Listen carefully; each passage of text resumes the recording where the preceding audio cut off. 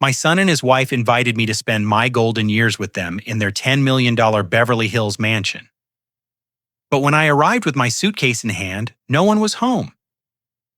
Just as I reached for the doorbell, their neighbor ran up to me, grabbed my arm, and started shouting, "Run away before it is too late. These are terrible people." I replied, confused and defensive, asking, "What did they do?"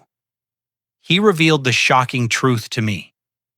"You are the third father they have brought here this year. Run before you become a prisoner."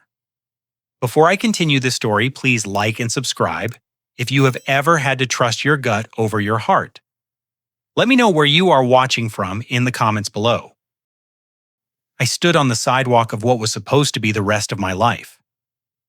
The California sun was beating down on my neck, and the shirt sticking to my back felt like a second skin of anxiety. I checked the address on my phone for the 10th time. 1420 Sierra Aldaway. This was it. The iron gates were formidable, painted a matte black that absorbed the light, and beyond them sat a structure that looked less like a home and more like a modern art museum. It was all glass and sharp angles, a white fortress, perched on the edge of a canyon. My son Jason had sent me photos, of course. He had bragged about the square footage, the infinity pool, and the home theater. He told me his tech startup had finally exploded, that he was the king of Los Angeles, and that it was time for me, his widowed father, to stop freezing in Ohio and live like royalty. I dragged my 2 heavy suitcases up the inclined driveway. My wheels clicked rhythmically against the expensive pavement. I was 71 years old, and while I kept myself fit, the heat was already making me dizzy.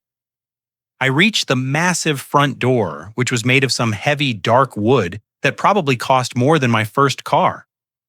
I pressed the ring doorbell. I waited. Silence. I pressed it again. Nothing. I pulled my phone out to call Jason. It went straight to voicemail. I called Megan, my daughter-in-law. Voicemail. A knot of worry began to tighten in my stomach. Jason had insisted I sell my house in Ohio immediately. He said the market was crashing, and I needed to liquidate now to secure my retirement. I had the cashier's check for $500,000 tucked into the inside pocket of my jacket. It was everything I had. It was 40 years of mortgage payments and saving pennies. And now, standing in front of this silent mansion, the check felt incredibly heavy against my chest. I stepped closer to the door, shielding my eyes to peer through the side glass panel. That is when I saw it. It was not a welcome mat or a note for the delivery driver. It was a piece of paper taped aggressively to the wood at eye level. It had been ripped, as if someone had tried to tear it down in a hurry but missed a piece. The edges were jagged, but the bright red stamp was still visible. Final notice to vacate. Sheriff's Department. I froze, my breath caught in my throat. This was not a notice for a missed package. This was a legal threat. I leaned in closer, my old eyes squinting to read the fine print. Unauthorized occupants. Immediate surrender of premises. My mind, trained for decades as a forensic accountant, instantly began to process the data points.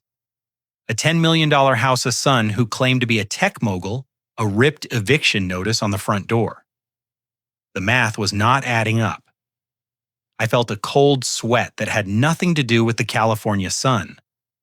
Suddenly, a rustling sound from the hedges to my left made me jump.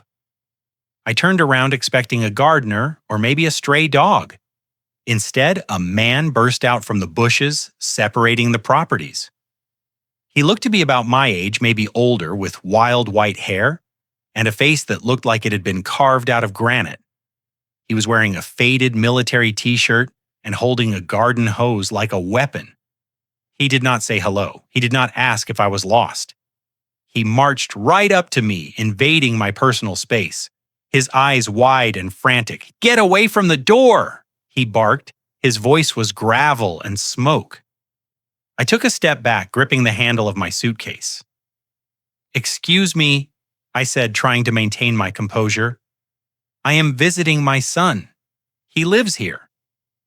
The man let out a harsh, barking laugh. He pointed a calloused finger at the white mansion. "Nobody lives there," he shouted. "They occupy it, they infect it, and you are the mark." I blinked, confused. "I am Harold Bennett. My son is Jason Bennett. He owns this property. I think you are mistaken." The neighbor shook his head violently. "I am not mistaken, Harold. I am Gus. I have lived next door for 30 years. I watched the real owners move out 2 years ago to travel Europe. And I watched your son and that plastic wife of his break the lock on the back gate 6 months ago. I felt indignant. My son was a businessman. He was successful. I started to argue, but Gus cut me off. "Listen to me, you old fool. They are squatters. Professional squatters. They find empty mansions listed for rent break and change the locks and create fake lease agreements. In California, it takes months, sometimes years to get them out. They live like kings for free until the sheriff comes, and then they move to the next one. But that takes money for lawyers and fake appearances. That is where you come in." I stared at him. The word squatter bounced around my skull. It was impossible. Jason sent me photos of gala dinners. Megan was an influencer with thousands of followers. They posted pictures of champagne and caviar. Gus stepped closer, lowering his voice to a conspiratorial hiss. "You are not the first. You are the third." I stared at him blankly. "The third? What the third, Father?" Gus said, his eyes burning with intensity. 3 months ago, it was Megan's father, a nice man from Arizona. He stayed for 2 weeks. I heard them screaming at night. He left in a cab crying. A month ago, it was some uncle of Jason's. He lasted 4 days. And now you. They bring you in. They bleed you dry. And they toss you out before the eviction date. Look at the door, Harold. Look at the notice. They are desperate. They need cash to bribe the lawyers or pay off their debts before they get thrown on the street. My hand instinctively went to my chest pocket again. The check $500.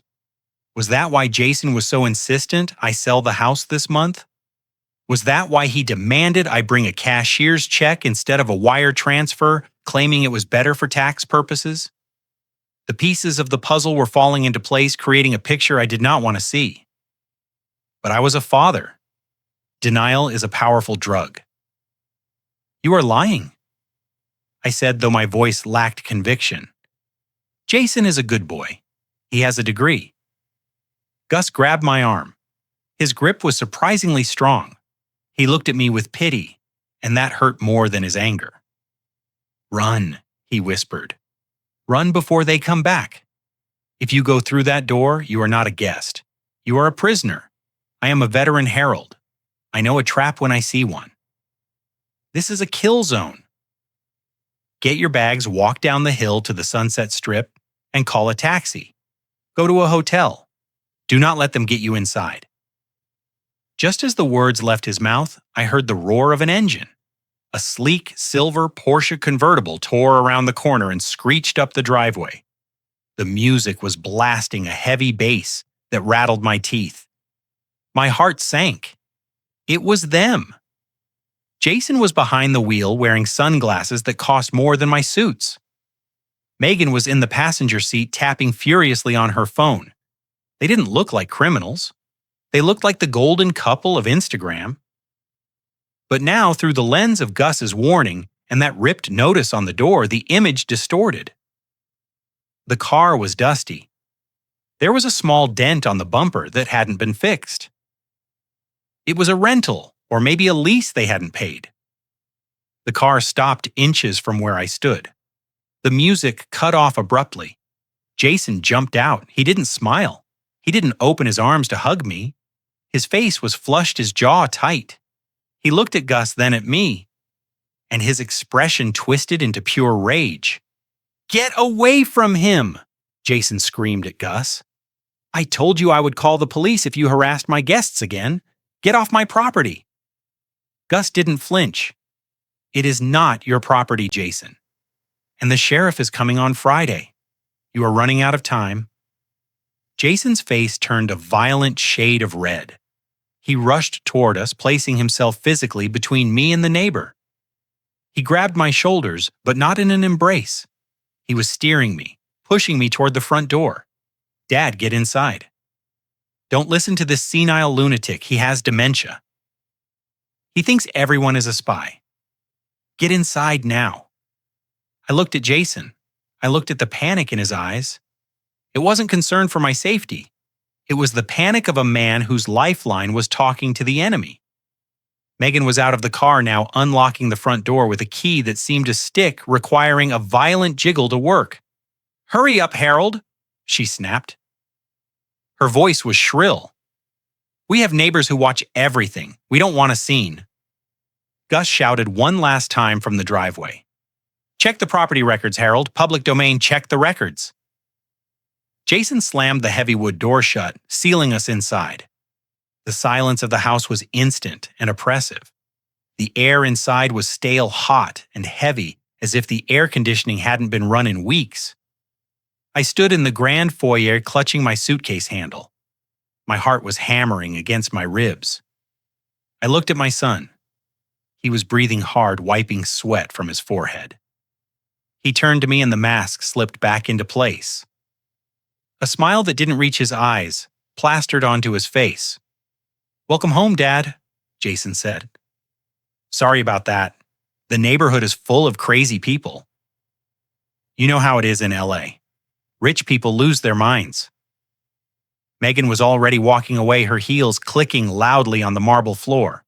Her voice echoed back to us. "I am going to check the room. Make sure he doesn't touch anything in the living room. Jason, we have the photo shoot tomorrow." I looked around. The foyer was grand. Yes, with a chandelier that sparkled in the dim light. But as my eyes adjusted, I saw the truth. There was no furniture. The massive living room to my right was completely empty. No sofas, no rugs, no art on the walls. Just empty, dusty floorboards. Dust motes danced in the shafts of light cutting through the blinds. It didn't look lived in. It looked abandoned. "Where's the furniture, Jason?" I asked, my voice trembling slightly. "You sent me photos of a living room with white leather sofas." Jason waved his hand dismissively. "Oh, that we are redecorating minimalist chic. It is the trend right now, Dad. We cleared everything out to get the fune right. Megan is a visionary with design." He put an arm around my shoulder. It felt heavy, restrictive. He was guiding me, not leading me. He was pushing me toward a door under the main staircase. "Come on, let's get you settled. You must be exhausted. And hey, did you bring the check? The bank closes in an hour, and I want to make sure we deposit it so you can start earning interest immediately." I stiffened. We hadn't even had a glass of water. I hadn't even taken my shoes off, and he was asking for the money. The neighbor's words rang in my ears. Run. But I couldn't run. I was 71, tired, and standing in the middle of a fortress with my only son. I had to be smart. I tapped my jacket pocket. "It is safe, Jason." "But I'm too tired to go to the bank. Let me rest first." Jason's grip on my shoulder tightened. Just for a fraction of a second, it became painful. Then he released me. "Sure, Dad. Rest. We can't handle business at dinner, but first give me your phone." I blinked. "My phone? Why digital detox?" Jason said smoothly. He held out his hand, palm up. Expectation clear. "Megan has a rule. No devices for the first 24 hours. We want to connect as a family. No distractions. Plus, I need to update your security software. That crazy neighbor might have hacked your Bluetooth. Give it to me." It was a test. I knew it. If I refused, the veneer of politeness would crack. If I gave it to him, I was cutting my line to the outside world. I looked at his eyes.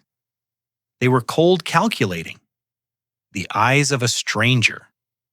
I reached into my pocket and pulled out my smartphone. I placed it in his hand. Great, Jason said, slipping it into his own pocket instantly. Now let me show you your room. He led me past the sweeping staircase that led to the upper bedrooms with the balconies and the views. He didn't take me up there. He opened a narrow door underneath the stairs. A flight of wooden steps led down into the dark. The guest suite is downstairs, Jason said. It is cooler down there. Very private. I looked down into the gloom. The smell of mildew wafted up. This was not the guest suite. This was the basement. But I nodded. I gripped my suitcase, and I descended into the dark, knowing that the trap had snapped shut behind me. I was alone. I was isolated. But as my hand brushed against the secret zipper in the lining of my suitcase where I kept my second burner flip phone, I knew the game was far from over. Jason thought he had caught a senile old fly. He didn't realize he had just trapped a hornet. I walked down the creaking stairs, counting each step. 14. At the bottom, Jason flicked a switch. A single naked bulb illuminated a concrete room. There was a mattress on the floor. No frame, just a mattress with a gray sheet. A small stained rug lay beside it. There were no windows. This was the luxurious retirement I had sold my home for. It is temporary, Jason said quickly, seeing my expression. The furniture for the guest room is on back order. Supply chain issues. You know how it is. But the mattress is memory foam, top of the line. He didn't wait for my response. He backed up the stairs. Dinner's at €7. Don't come up before then. Megan needs to focus on her content creation, and she can't have noise. Rest up, Dad. The door at the top of the stairs clicked shut. I heard the distinct sound of a deadbolt sliding into place. Locked. He had locked me in the basement. I stood in the center of the damp room. I didn't panic. Panic is for amateurs. I was a forensic accountant. I spent my life finding the lies buried in mountains of numbers. I spent my career catching people who thought they were smarter than the system. I sat on the edge of the mattress. It smelled of old sweat. I took a deep breath. My son was a predator. My daughter-in-law was a parasite. They wanted my money. They wanted to erase me. I reached into the hidden lining of my suitcase and pulled out the cheap prepaid phone I had bought at the airport. On a whim, a habit from my old days of auditing dangerous firms. I checked the signal. 1 bar. It was enough. I wasn't going to just survive this. I was going to audit them. I was going to document every lie, every theft, every threat.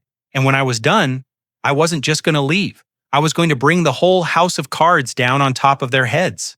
I looked at the check in my pocket, $500 soon dollars. It was a lot of money, enough to make people do terrible things. But what Jason didn't know, what he hadn't bothered to ask in his rush to lock me away, was that I hadn't sold my house in Ohio for $500,000. I had sold it for $2 million. The check in my pocket was just the decoy. The real money was sitting in a trust he couldn't touch. I smiled in the darkness. The basement was cold, but my rage was keeping me warm. Let the games begin, son. Let's see who really owns this house. I sat on the edge of the mattress in the dark for what felt like hours. The air down there was thick with moisture. It tasted like wet concrete and neglect. This was not a guest room. It was a holding cell. I ran my hand along the wall. It was cold and damp to the touch. My son had put his 71-year-old father in a dungeon while he played king of the castle upstairs.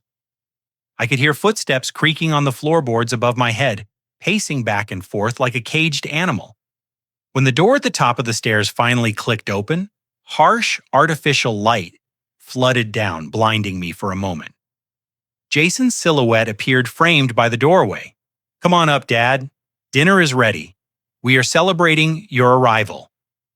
I climbed the stairs slowly, my knees popping with every step. I wanted him to see my age.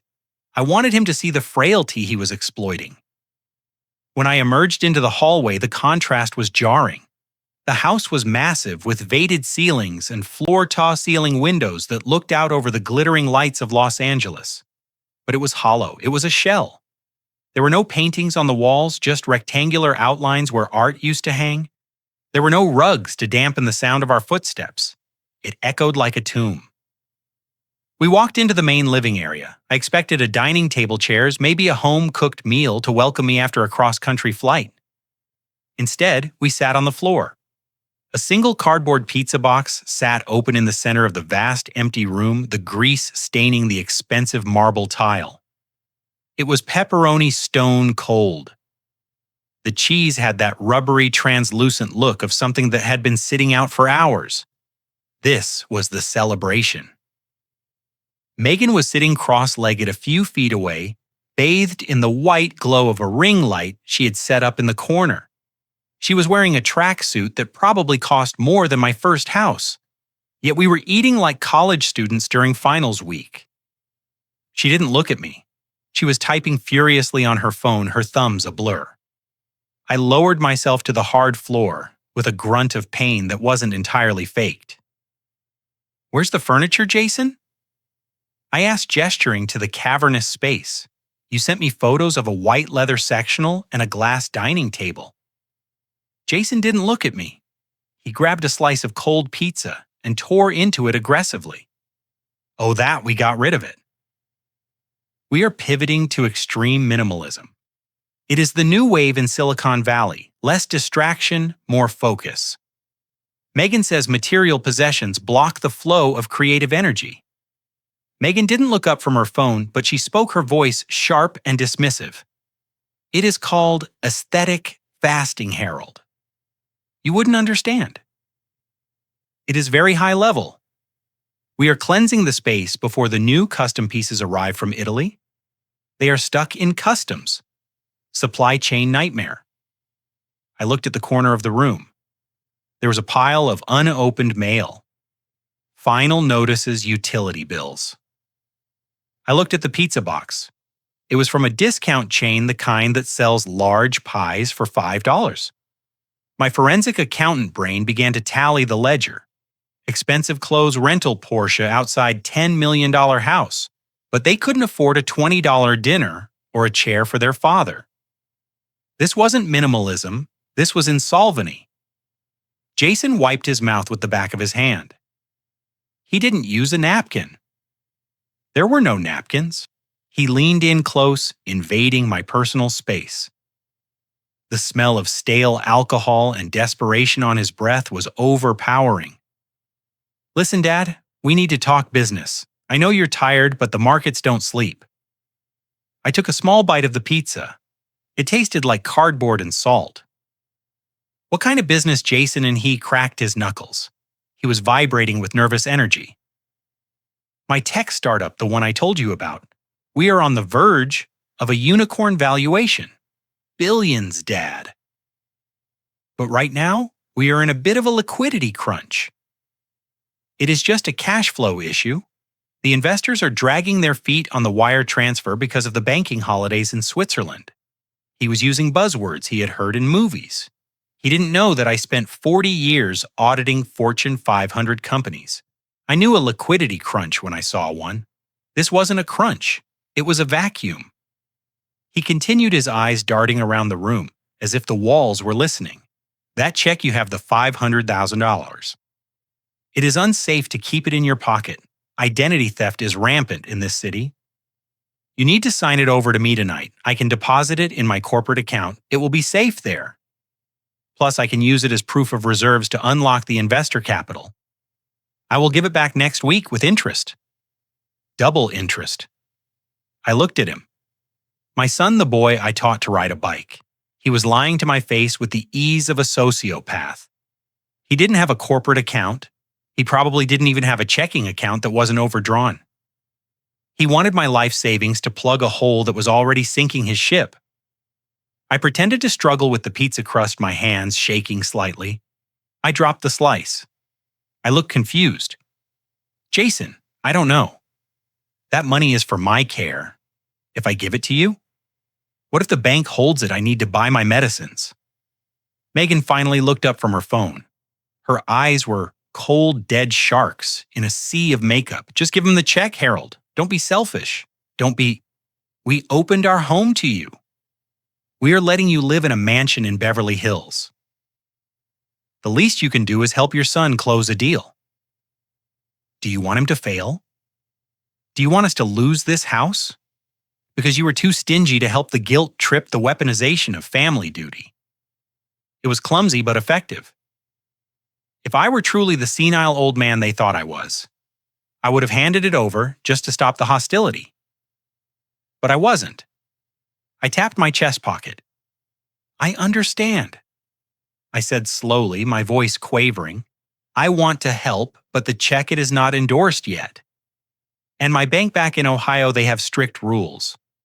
If I deposit it into a third-party account without verification, they will freeze the funds for 30 days.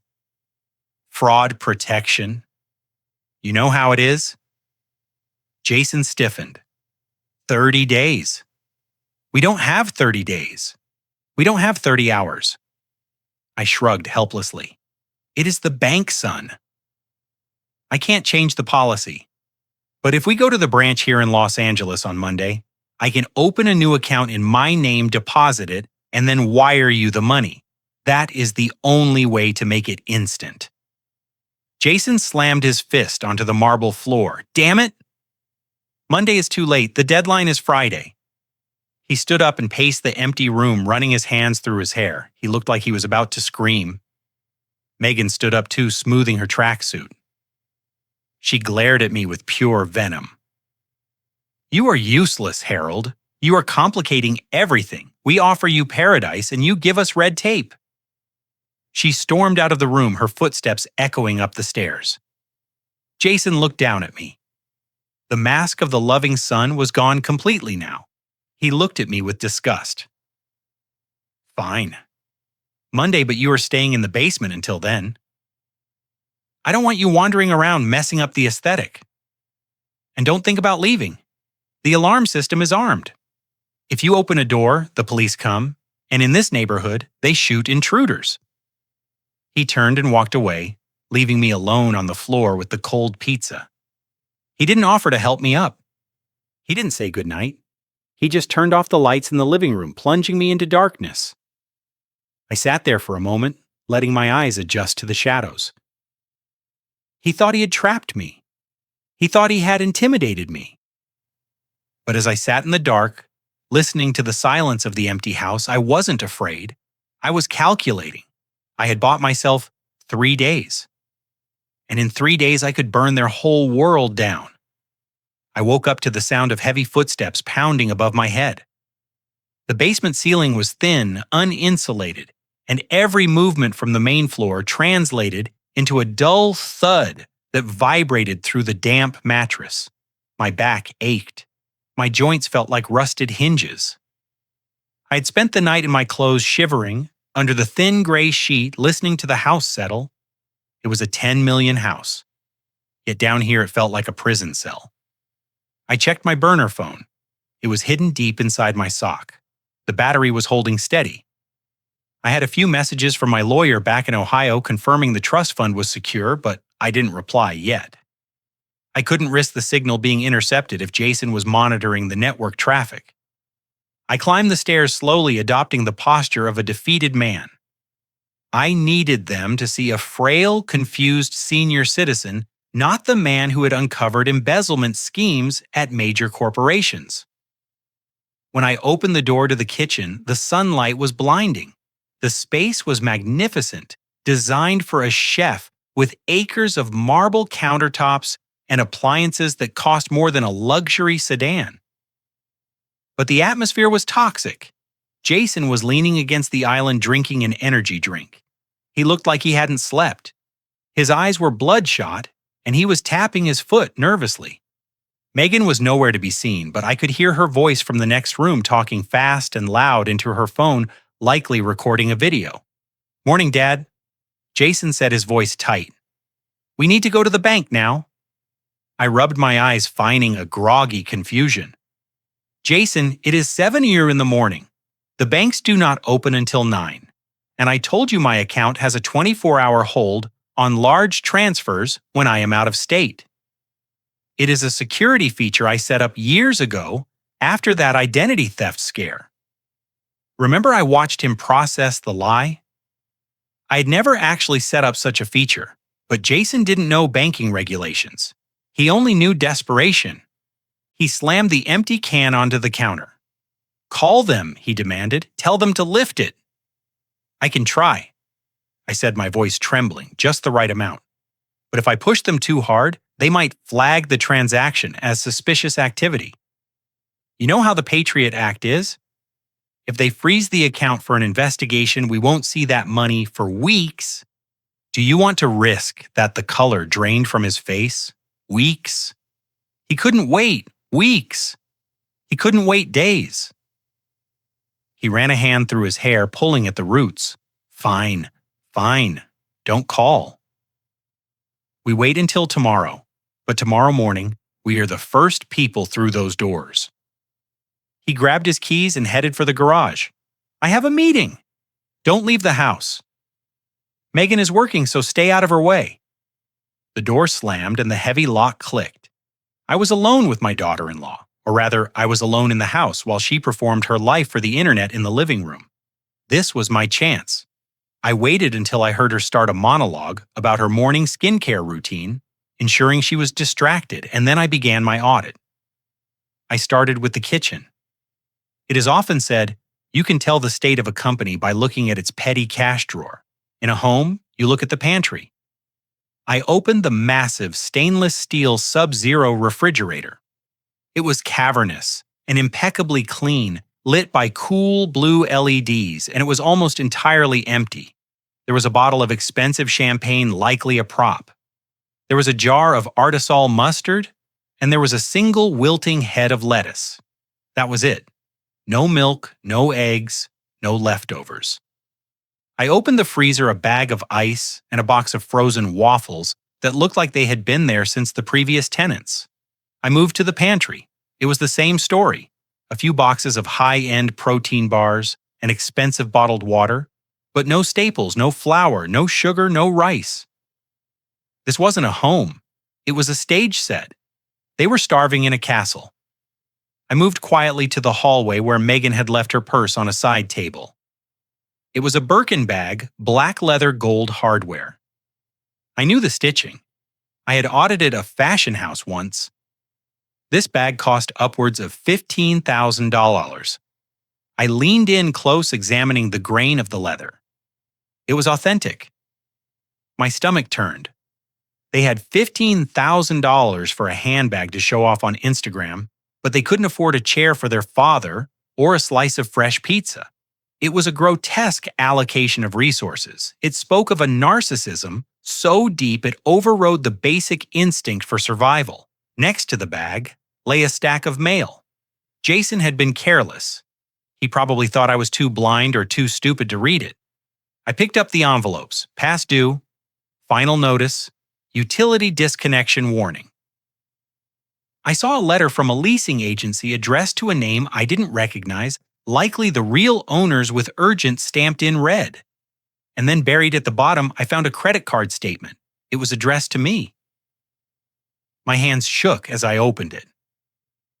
It was a platinum card I had never applied for.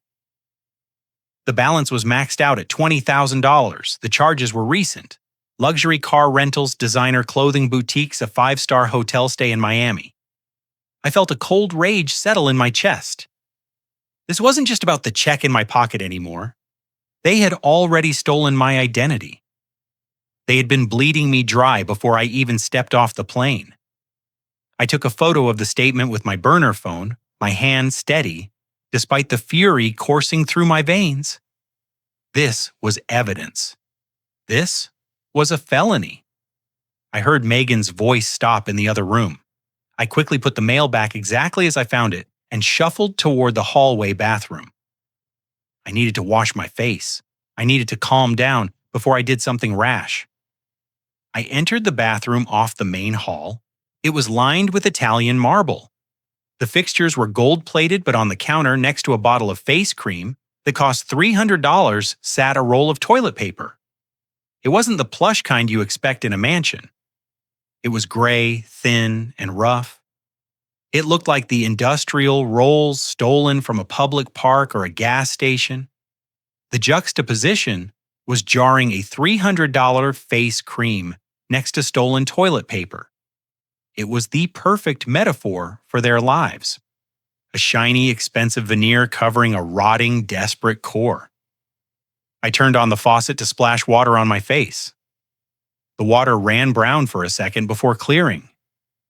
The pipes were old, or maybe just neglected. I decided to take a shower. The basement had left a film of grime on my skin that I couldn't stand. I found a guest shower near the pool house entrance. I turned the handle. The water was lukewarm at best. I waited, hoping it would heat up. It didn't. I stripped and stepped in anyway, desperate to feel clean.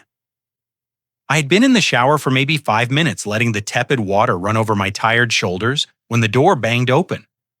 I froze, grabbing a towel cow to cover myself. Megan stood there.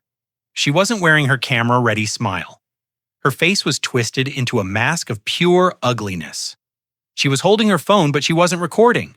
"What do you think you are doing?" she shrieked. Her voice echoed off the tile. I blinked, water dripping from my nose. "I am taking a shower, Megan. The basement has no bathroom." She marched over and slammed her hand against the shower handle, turning the water off violently. "We are on a metered connection." "Harold, do you have any idea how much water costs in this district? You have been in there for 20 minutes. I had been in there for 5. Megan, please," I said, clutching the towel. "I just wanted to wash up."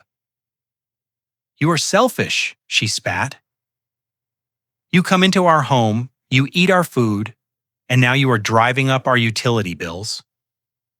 We're trying to run a business here. I need that hot water for my hair. If the tank runs out because you decided to have a spa day, I can't film." She looked me up and down with a sneer of absolute contempt. It wasn't just anger about the bill. It was revulsion. She looked at my aging body, my gray hair, my vulnerability, and she didn't see a human being. She saw a parasite. She saw a cost center. "Get out," she ordered, pointing to the door. "And don't use the towels. Those are Egyptian cotton for display. Use your own rags." She turned on her heel and stormed out, leaving me dripping wet on the cold tile floor. I stood there for a moment, the silence of the bathroom ringing in my ears. I felt small. I felt humiliated. But beneath the shame, the forensic accountant in me was filing away another piece of data. She wasn't worried about the environment. She wasn't worried about the water tank size. She was terrified of the bill. They were so broke they were rationing showers. They were living on the absolute edge of a cliff. And they had brought me here not to save me, but to push me off first, to soften their landing. I dried myself with my own old rough towel from my suitcase. I dressed slowly. My hands were no longer shaking. The sadness was gone. It had been replaced by a cold, hard clarity. They thought I was a senile old man they could bully. They didn't realize they were being audited. And the audit was nearly complete. I checked my burner phone again. I sent a single text message to my contact in Ohio. Proceed with the trace. I walked out of the bathroom, my head high. Let them scream. Let them hoard their stolen toilet paper.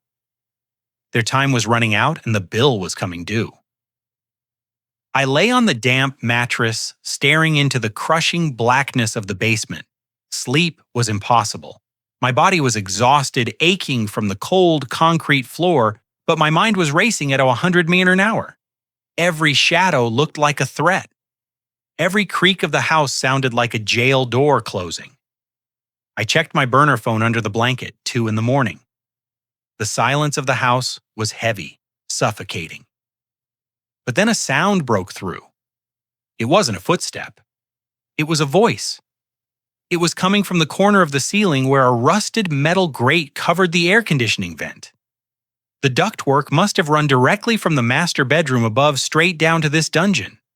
It acted like a tin can telephone, amplifying every whisper, every rustle of sheets. I sat up. The voices were muffled but distinct. I recognized the sharp, whining tone of Megan. I dragged the small, wobbly wooden crate I used as a nightstand over to the corner. I stepped up, balancing precariously, and pressed my ear against the cold metal slats. "I can't stand it anymore, Jason," Megan hissed. Her voice was crystal clear, vibrating through the aluminum. "I can smell him from here. It is that old person smell. It is seeping into the floorboards. It is going to ruin the brand." I held my breath. "My own daughter-in-law." "Keep your voice down," Jason whispered back. His voice was tired, irritable. "He is asleep." "I don't care if he is dead," Megan snapped. "In fact, that would be easier. Listen to me. The timeline has moved up. My agent called. I have a sponsorship deal with that energy drink company, but they need the content by Wednesday. They need an edgy underground vibe. This basement is perfect. The lighting, the texture of the walls, it is exactly the aesthetic they want. But I can't film down there with your father rotting on a mattress in the corner." My grip on the metal grate tightened until my knuckles turned white. She didn't want the basement for storage. She didn't want it for a guest room. She wanted it for a TikTok studio. I was being evicted for a 30-second video clip. "So what do you want me to do?" Jason asked. "Throw him out on the street?" "He hasn't signed the check yet. If we spook him, he freezes the account." "You heard him. He is paranoid." We play along until Monday. Megan said, her voice dropped an octave, becoming colder, more calculating. We drive him to the bank. We make him sign the transfer. As soon as the funds clear, as soon as the $500,000 hits your account, we drive him to that state facility downtown, the one on Skid Row. My heart stopped. The county facility. It was a warehouse for the indigent, a place where the forgotten went to die amidst bedbugs and neglect. "Megan, that place is a hellhole," Jason said. There was a hesitation in his voice, a tiny flicker of conscience. "They have lawsuits. They have rats. He is my dad. He was your dad." Megan cut him off. "Now he is a liability. Do you want to keep the Porsche? Do you want to keep living in this house? Because the landlord called again.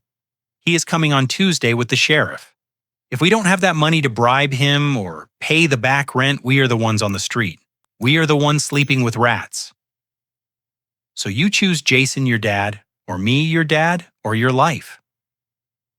There was a long silence. I pressed my ear harder against the grate, praying to hear my son defend me, praying to hear him say no. "Fine," Jason said softly. His voice was defeated, hollow. "Fine. Monday we drop him off. We tell him it is a spa resort.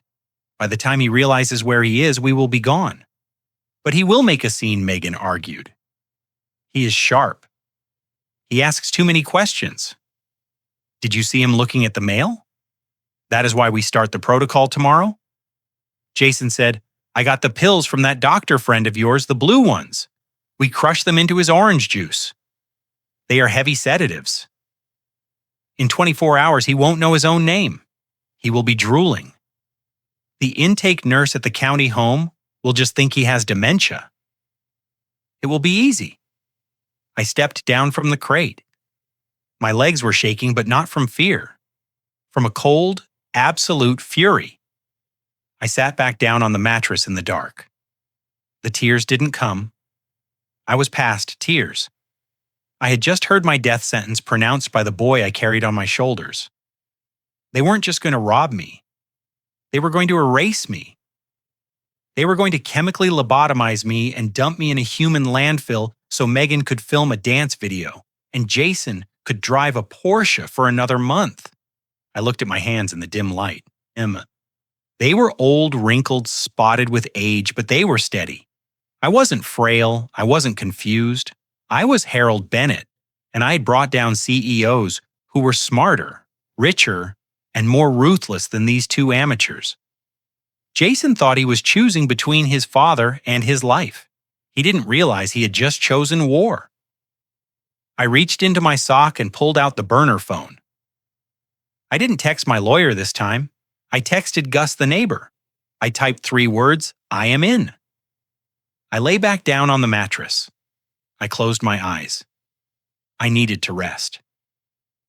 Tomorrow they would try to drug me. Tomorrow they would try to break my mind. They were expecting a victim. They were expecting a helpless old man. They had no idea they were locking themselves in a cage with a wolf. Monday couldn't come fast enough. But first I had to survive the weekend, and I had to make sure that when I drank that orange juice, they were the ones who ended up swallowing the poison. The sun came up over Los Angeles with a blinding, aggressive brightness that filtered through the cracks in the basement door. I had been awake for hours sitting on the edge of the mattress, my shoes tied tight, my mind sharpening like a blade. Today was the day they planned to drug me. Today was the day the protocol began. I knew I had a window, a very slim, dangerous window of time before Jason came down with that glass of poisoned orange juice. I needed intel. I needed to see the paperwork they were hiding in the one room I had been strictly forbidden to enter. Jason's office. I crept up the basement stairs, testing each wooden plank for squeaks before shifting my weight. The house was silent, but it wasn't empty. I could hear the faint rhythmic thumping of bass coming from the backyard. I moved to the kitchen window and peered through the blinds. Jason and Megan were out by the pool. Megan was in a bikini holding a pose that looked painful, while Jason circled her with his phone shouting directions about lighting and angles. They were distracted. They were obsessed with their digital reflection. This was my chance. I tried the front door first just to be sure. The heavy deadbolt was engaged. I tried the handle. Locked. I checked the sliding glass door in the dining room. A wooden dowel was jammed into the track. They had sealed me in. I wasn't a guest anymore. I was inventory. I turned my attention to the double doors at the end of the hallway. Jason called it his command center. He had screamed at me yesterday when I merely glanced at it, telling me it contained sensitive intellectual property. I knew better. It contained the blueprints of my destruction. I approached the doors. They were locked, of course, a standard privacy lock, the kind with a simple pin tumbler mechanism. High-end houses often cheaped out on interior hardware. I scanned the hallway for a tool. The minimalist decor worked against me. There were no knickknacks, no letter openers, no stray keys. I hurried back to the kitchen, my heart hammering against my ribs. I opened the junk drawer next to the fridge. It was a mess of takeout menus, rubber bands, and broken pens. I dug through the debris, my fingers trembling slightly. Not from age, but from adrenaline. I found it. A single silver paperclip. It was flimsy, cheap metal, but it was all I had. I straightened it out, bending one end into a small hook and leaving the other straight to use as a tension wrench. I had learned this trick 30 years ago from a security consultant during an audit of a bank vault. I never thought I would use it to break into my own son's office to save my life. I ran back to the hallway. I could hear Megan's voice rising outside. She was yelling at Jason about the shadows falling across her face. They were arguing. Good. Anger makes people distracted. I knelt before the doorknob. The marble floor was cold against my knees. I inserted the straight end of the paperclip into the bottom of the keyhole, applying a slight rotational pressure. Then I slid the hooked end in, feeling for the pins. Click. 1 pin set. My breath hitched. I needed to be faster. My hands, usually so steady when reviewing spreadsheets, felt clumsy. Sweat trickled down my temple, stinging my eyes. I couldn't wipe it away. I had to maintain the tension. I felt for the second pin. It was stubborn. I wiggled the wire. Nothing. I pushed harder. The paperclip bent. Damn it, I whispered. I pulled it out. It was twisted, useless. I tried to reshape it, but the metal was fatigued. It would snap if I tried again. I needed something stronger. I looked around frantically. The hallway was empty. I checked my pockets. Nothing but lint and the burner phone. Then I remembered the basement. I scrambled back down the stairs, moving as fast as my old legs would carry me. I went to the small wooden crate I used as a nightstand. A loose nail was protruding from the side. I grabbed the crate and yanked the nail back and forth, working it loose from the rotten wood. It came free with a small screech that sounded like a gunshot in the silence. I froze, looking up at the ceiling. The bass outside continued. They hadn't heard. I ran back up. The nail was too thick for the lock. I was losing time. I could hear the music outside stop. Were they coming in? I needed something thin but rigid. I looked at the kitchen counter again. There, sitting in a bowl of decorative fruit that was probably plastic, was a bobby pin. Megan must have left it there. I grabbed it. I stripped the rubber tip off with my teeth. I bent it. This was better. High tensile steel. I ran back to the office door. I knelt. I inserted the pin. The first pin set immediately. The second clicked into place. I felt the third. It was binding. I applied just a hair more pressure. Click. The cylinder turned. The lock disengaged with a soft, satisfying thud. I didn't open the door immediately. I pressed my ear against the wood, listening. Silence inside. I slowly turned the handle and pushed. The door swung open on well-oiled hinges. I slipped inside and closed the door behind me, leaving it just a crack open so I wouldn't lock myself in. The room smelled of stale vape smoke and desperation. It was a chaotic mess. Papers were strewn everywhere. The minimalism of the rest of the house didn't apply here. This was the engine room of their fraud. I moved to the massive mahogany desk. It was covered in stacks of paper. I started sifting through them, my eyes scanning for my name. I found unpaid bills. I found lawsuits from previous landlords. I found a letter from a collection agency threatening to possess the Porsche. And then I found the file. It was a manila folder, thick and heavy. On the tab, written in Jason's handwriting, was a single word, Project Dad. My stomach turned. I opened it. The first page was a print out of my bank account balance obtained illegally. The second was a timeline. Arrival, sedation, transfer, liquidation. But it was what I found underneath the timeline that made my knees buckle. It wasn't just financial documents. It was a medical file, a fake medical file. I saw letterhead from a doctor I didn't know, Dr. Eris Thorne. I read the diagnosis. Early onset dementia paranoia, violent tendencies. The date on the diagnosis was 3 weeks ago. I hadn't even been in the state 3 weeks ago. They had diagnosed me before I even arrived. I flipped the page. There was a guardianship application fully filled out, waiting for a signature, and clipped to the back was a brochure. Sunnyvale State Facility. I knew Sunnyvale. It wasn't a retirement home. It was a warehouse for the mentally ill and the indigent. It was a place people went to disappear. I heard the sliding glass door in the dining room slide open. The sound of laughter. They were inside. I froze. I was in the lion's den holding the evidence of my own demise. And the lions had just come home to eat. I looked around the room for a hiding place, but there was nowhere. The desk was open underneath. The closet was full of boxes. Dad Jason's voice called out from the kitchen. "Dad, where are you? I brought you some juice." The juice? The poison. I shoved the papers back into the folder, but I kept one. The fake diagnosis. I folded it and shoved it into my sock next to the burner phone. I had seconds. I couldn't go out the door. He would see me. I looked at the window. It was latched. I looked at the vent in the floor. Too small. Dad. Jason called again, closer this time. He was in the hallway. I did the only thing I could do. I sat down in his leather chair, swiveled it to face the door, and waited. If I was going to go down, I was going to go down looking him in the eye.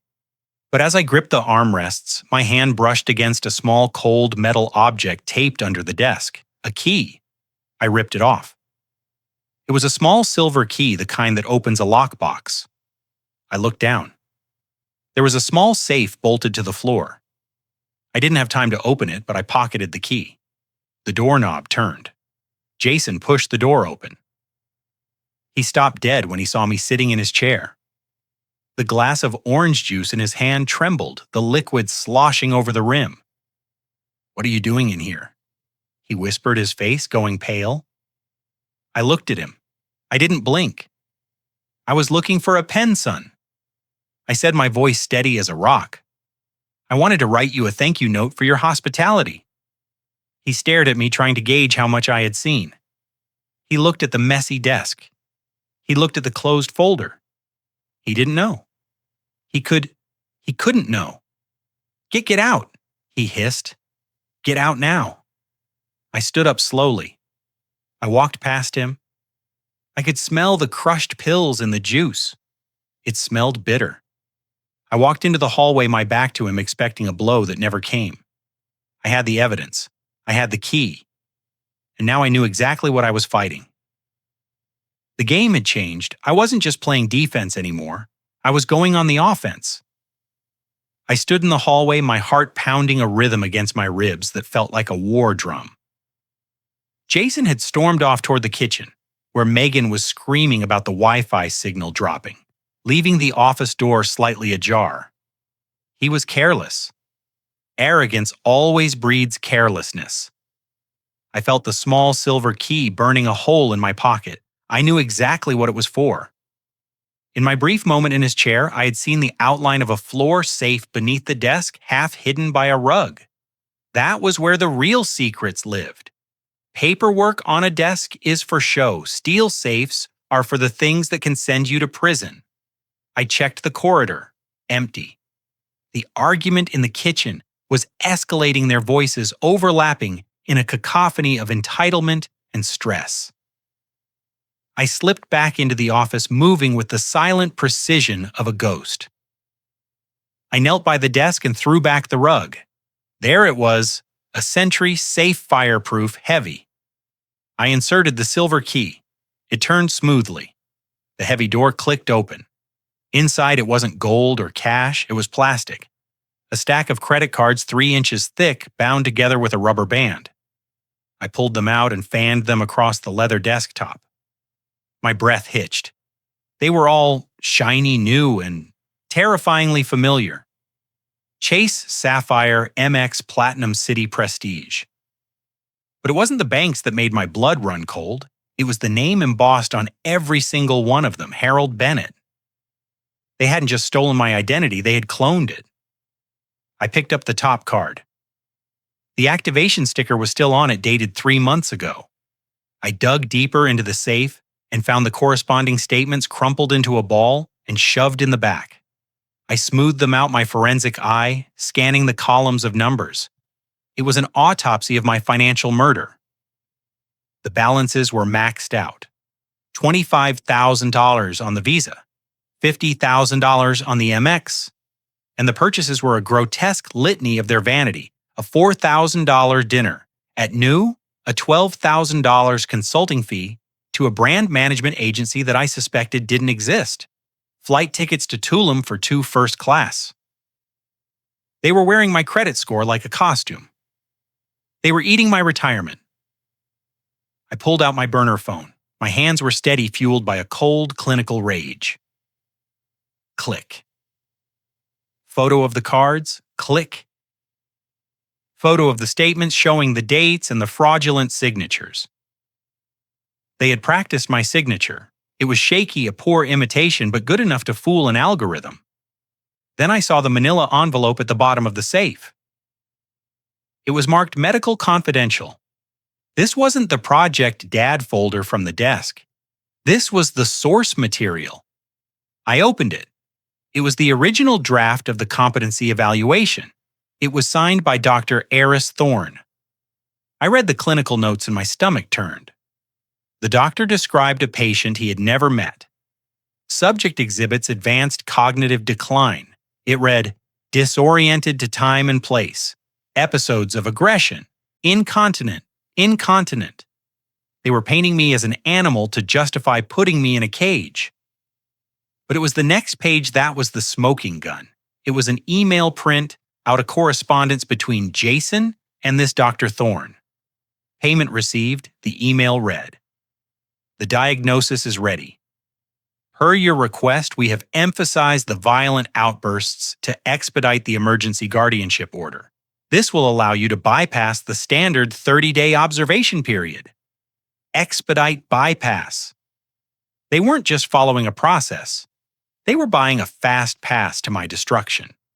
They had paid a bribe to strip me of my human rights. I looked at the date on the email. It was sent 2 days before they even called to invite me to Los Angeles. The invitation wasn't an olive branch. It was an extraction order. I photographed the email. I photographed the doctor's license number. I photographed the fake diagnosis. Every click of the shutter was a nail in their coffin. I was building a case file that would put them away for decades. Elder abuse wire fraud, identity theft, conspiracy. It was a prosecutor's dream. Suddenly, the shouting in the kitchen stopped. The silence was more terrifying than the noise. I heard heavy footsteps approaching the hallway.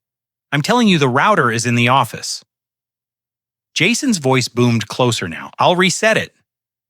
I shoved the papers back into the envelope. I threw the credit cards back into the safe. I slammed the heavy metal door shut and locked it, sliding the key into my pocket. I kicked the rug back over the safe. I had seconds. I couldn't make it to the door without being seen. I looked around frantically, the heavy velvet curtains covering the window. It was a cliché, but it was my only option. I dove behind the drapes, pressing my back against the glass, just as the office door swung open. See, Jason said, his voice thick with irritation. The lights are green. The internet is fine. It's your phone, Megan. It's not my phone. Megan shrieked, entering the room. I could see her shadow through the gap in the curtains. It's this house. It's cursed. The upload failed at 99%. Do you know what that does to the algorithm? I don't care about the algorithm, Jason yelled. I care about the $500,000. Is he still in the basement? I don't know. I haven't checked, Megan snapped. I told you to lock him in. I did, Jason said. He walked over to the desk. I held my breath. He was inches away from me. I could smell his cologne, a cloying, expensive musk that masked the scent of his fear. He sat down in the chair I had just vacated. I heard him shuffling papers. Wait, where is the project folder? My heart stopped. I had put it back, hadn't I? It was right here, Jason muttered. I left it on top of the pile. Maybe you moved it, Megan said dismissively. You're a mess, Jason. You lose everything. I don't lose financial documents. He snapped, then a silence. I could feel him scanning the room. The chair, he whispered. The chair is warm. I squeezed my eyes shut. I gripped the burner phone in my hand, ready to use it as a weapon if I had to. You're paranoid, Megan said. You've been sitting in it all morning. Come on, fix the Wi-Fi or I'm leaving. Jason hesitated. I could hear his breathing heavy and uneven. Finally, he stood up. Fine, but we're doubling the dose tonight. I don't like this. He's too quiet. They left the room. The door didn't click shut this time. I waited a full 2 minutes before I dared to breathe. I slipped out from behind the curtains, my body trembling with adrenaline. I had the photos. I had the proof. Now, I just needed to survive the night. I crept back to the hallway, but instead of heading to the basement, I moved toward the kitchen. They were talking about doubling the dose.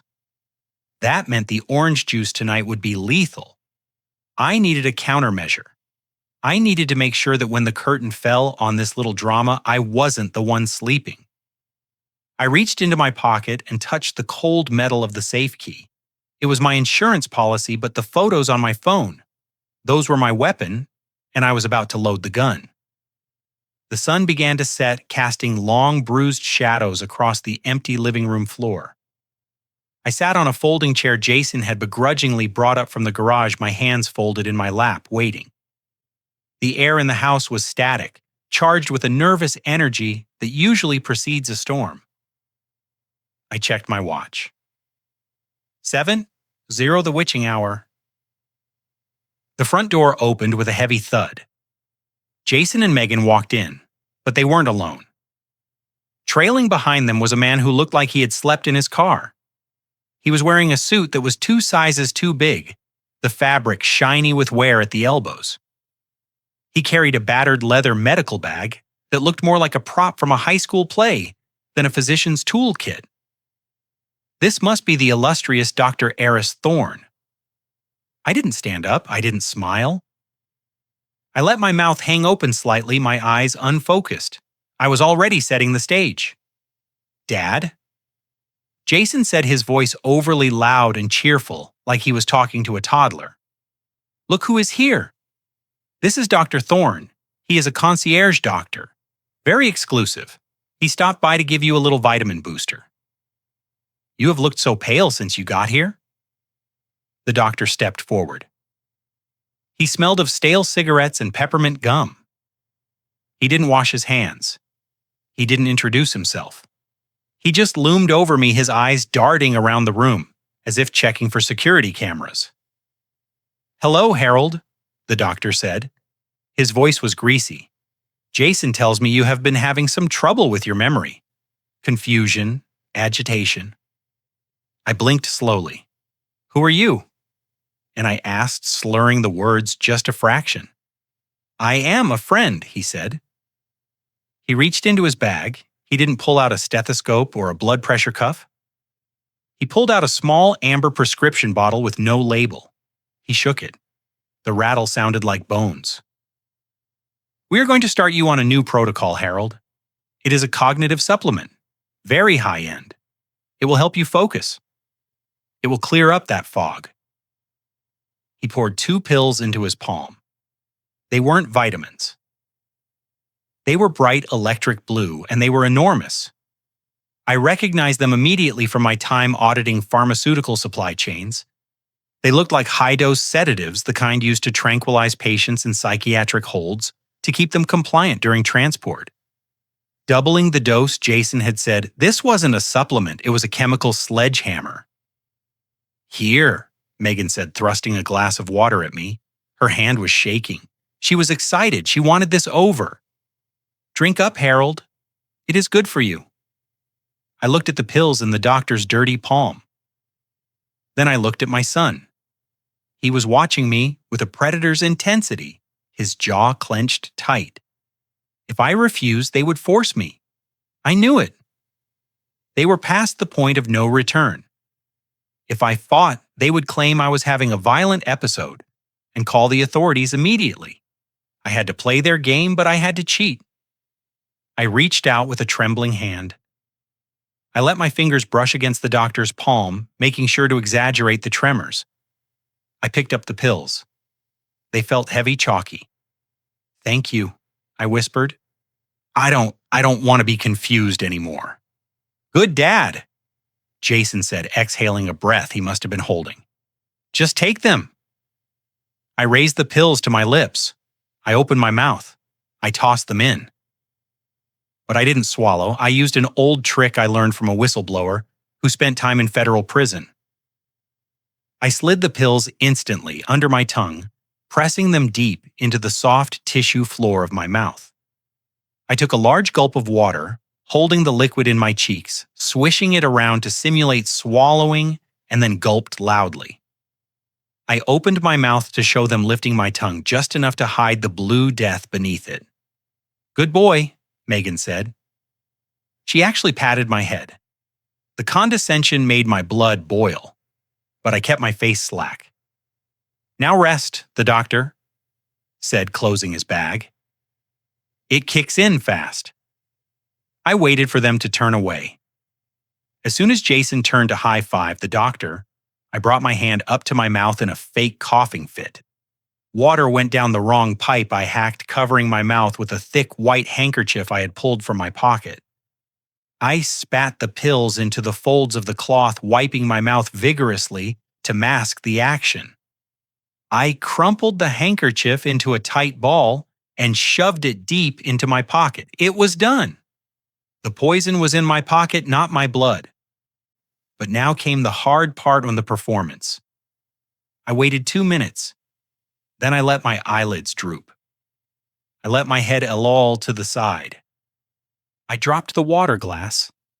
It hit the marble floor and shattered the sound echoing through the empty house. Oops. I mumbled my words thick and heavy. I dropped. Jason spun around. He didn't look concerned about the glass. He looked triumphant. "It is working," he whispered to Megan. "Look at him. He is already fading." Megan laughed. It was a cruel, sharp sound. That was fast. "Dr. Thorne, you are a wizard." I slumped forward in the chair, staring blankly at my shoes. I let a line of drool escape the corner of my mouth. It was humiliating but necessary. I needed them to believe I was gone. I needed them to think the lights were out, so they would start talking in the dark. Jason walked over and waved a hand in front of my face. "Dad, can you hear me, Dad?" I didn't blink. I stared right through him. "He is out," Jason said, grinning. "He is totally vegetable." Megan walked over and kicked my foot gently, but with disrespect. "He looks disgusting. We can't keep him here until Friday like this. He is going to wet himself." "We will take him to the bank tomorrow morning," Jason said, turning to the doctor. "Can you write the certification now?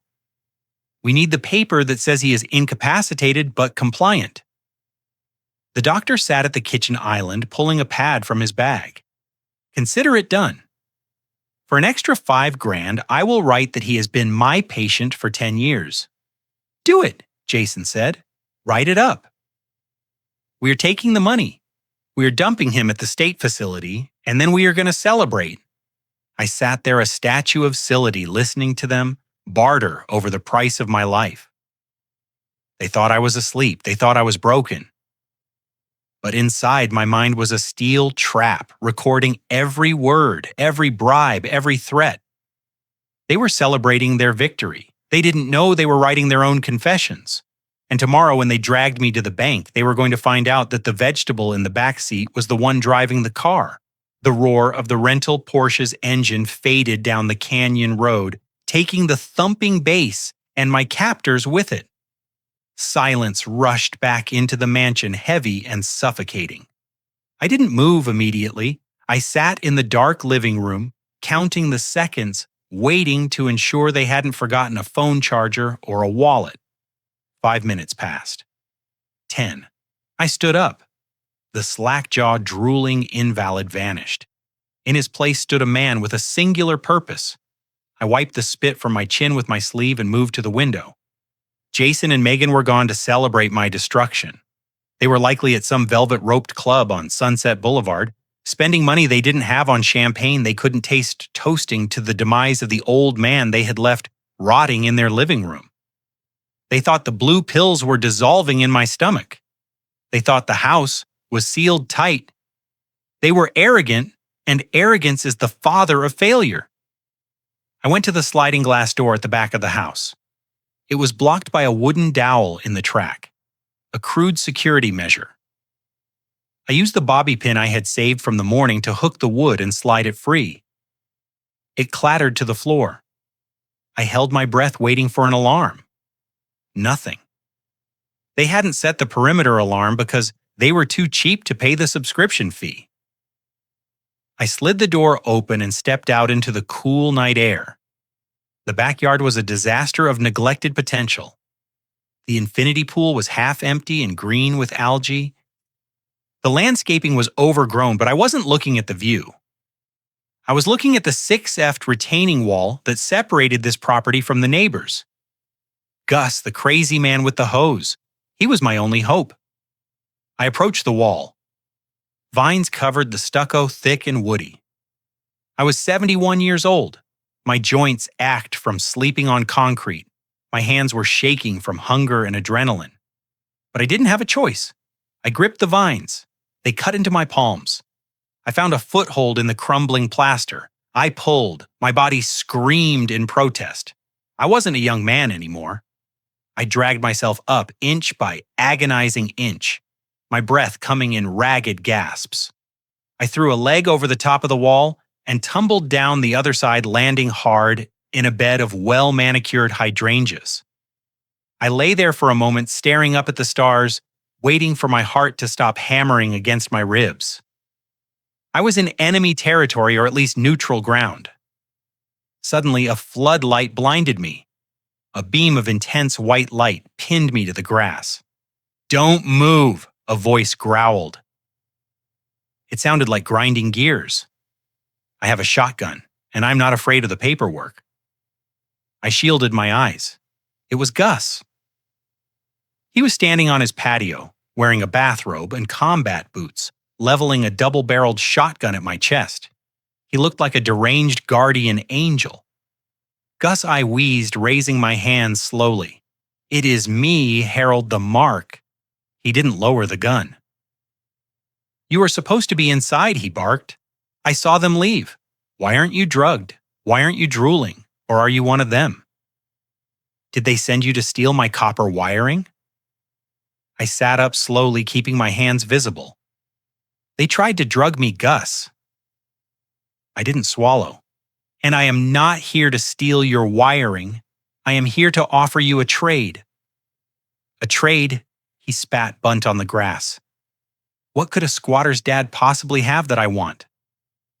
I reached into my pocket and pulled out the folded papers I'd stolen from the safe. I pulled out my burner phone. I held them up in the spotlight. "I have the ledger," I said, my voice gaining strength. "I know you hate them. I know they have made your life hell for 6 months with their loud music and their trash and their arrogance. I know you have called the cops 10 times and they never do anything because of tenant protection laws." Gus lowered the gun an inch. He was listening. "I can get them out," I said. "Not in 6 months, not in a year. I can get them out this week, but I need your help.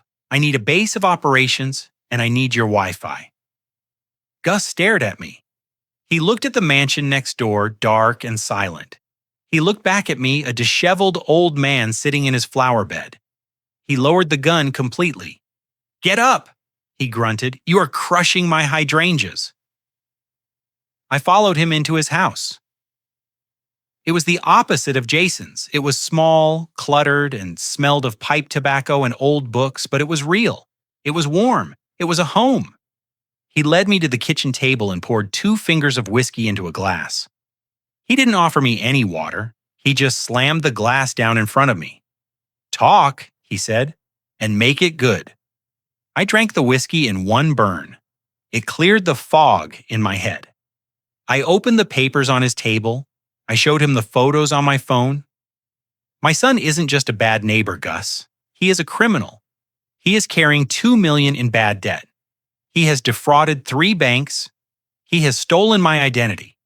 And right now he is squatting in that house on a forged lease that expires in 48 hours. But he thinks he has bought himself another month by bribing a clerk at the county recorder's office." Gus leaned in, putting on a pair of thick spectacles. He looked at the numbers. He looked at the fake medical diagnosis. He whistled low. "They were going to commit you," he whispered. He looked at me with a new expression. "Respect? Yes," I said.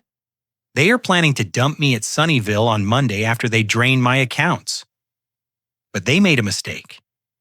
They didn't check my resume. I used to hunt people who hide money for a living.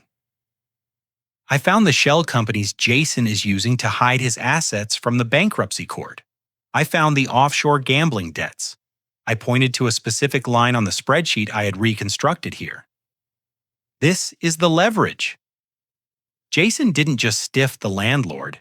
He borrowed money from a private equity fund that is actually a front for an organized crime syndicate out of Vegas. He owes them $50,000 by Friday. He thinks my money is going to pay them off." Gus looked up, his eyes wide. "So if he doesn't pay," "Exactly," I said. "If he doesn't pay, he doesn't just lose the house. He loses his kneecaps. but I don't want him dead. I want him in prison. I want him exposed. And to do that, I need to intercept the transfer. I need to make him believe he has won until the very last second. Gus sat back, crossing his arms. So what do you need from me? I need you to be my eyes, I said. I need to go back in there before dawn. I need to keep playing the senile old fool, but I need you to contact a lawyer for me. A specific lawyer in Ohio who handles federal cases. My phone is compromised, and I can't risk them tracking the call. And on Friday, I need you to crash a party. A party? Gus asked, a slow grin spreading across his weathered face. Jason is throwing a gala, I said. He is inviting all his fake friends to witness me signing over my assets. He wants an audience for his triumph. I want to give him one, but I need someone to run the audio visuals. I need someone to make sure that when he hits play on his tribute video, the screen shows the truth instead. Gus stood up. He walked to a cabinet and pulled out a bottle of expensive scotch. He poured 2 more glasses. I was in the Signal Corps in '68. Gus said I can hack a Bluetooth projector in my sleep. He handed me the glass. He clinked it against mine. To bad neighbors, he said to eviction, I replied. We drank. For the first time since I arrived in Los Angeles, I felt safe. I had an ally. I had a plan. And I had the ammunition. I looked at the clock on Gus's wall.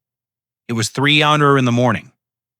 Jason and Megan would be stumbling home soon, drunk on their perceived victory. I had to go back. I had to climb that wall again and crawl back into my cage. But this time I wasn't a prisoner. I was a spy. And the countdown had begun. Gus handed me a heavy rotary phone that looked like it had been pulled from a Cold War bunker. It was secure, he assured me. A landline that didn't appear on any digital registry. I dialed the number for the only person in the world I trusted to hold the nuclear launch codes for my life. Ms. Evelyn Carter. It was 3:30 in the morning in Los Angeles, which meant it was 6:30 in Ohio. Evelyn would be awake. She didn't sleep. She waited. She was 80 years old, a retired federal prosecutor who now ran a boutique firm specializing in complex fraud. She had a mind like a razor blade and a heart made of tungsten. The phone rang twice. Bennett. A voice rasped on the other end. You're supposed to be sipping margaritas by a pool. Why are you calling me on an unlisted number? I am not sipping margaritas, Evelyn. I said, my voice steady despite the fatigue dragging at my bones. I am in a basement in Beverly Hills. I am being held prisoner by my son. There was a silence on the line. The kind of heavy, dangerous silence that usually preceded an indictment. Explain, she said. I gave her the summary, the forensic summary. I stripped away the emotion and gave her the data points. The fake eviction notice, the squatting, the identity theft, the forged medical records, the blue pills, the plan to dump me at Sunnyvale. I listed the statutes they had violated one by one. Elder abuse wire fraud conspiracy to commit murder. When I finished, I heard the sound of a lighter clicking, followed by a long exhale. I always knew that boy was bad news. Evelyn said, he has your charm, but none of your spine. So what is the play? Harold, do you want me to call the FBI right now? I can have a SWAT team at that door in 20 minutes. No, I said. Not yet. If we arrest them now, they claim ignorance. They claim it was a misunderstanding. They claim I am senile, and they were just trying to help. They have the fake medical paperwork. Evelyn, it is their word against a confused old man's. So you want to nail them to the wall, she concluded. I want them to confess I said publicly irrevocably. I want to trap them in a lie so big they can't climb out of it. The honeypot Evelyn said. I could hear the smile in her voice. You want to give them exactly what they want? Jason is desperate, I explained. He owes $50,000 to loan sharks by Friday. He needs my assets to clear. He thinks I am mentally slipping. I want to lean into that. I want to tell him that I am terrified of losing my mind and that I want to sign everything over to him immediately. Total power of attorney access to the trust, everything. But the trust is locked, Evelyn noted. You moved the $2 million into the Irrevocable Veterans Fund last month. He can't touch it. He doesn't know that. I said he thinks the check in my pocket is real. He thinks the accounts are open. I want him to set up a signing ceremony. He loves spectacle.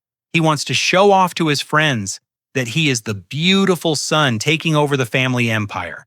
I want him to invite everyone. And when he hands me the pen, I walk in. Evelyn finished with the federal agents. Exactly, I said. But I need you here, Evelyn.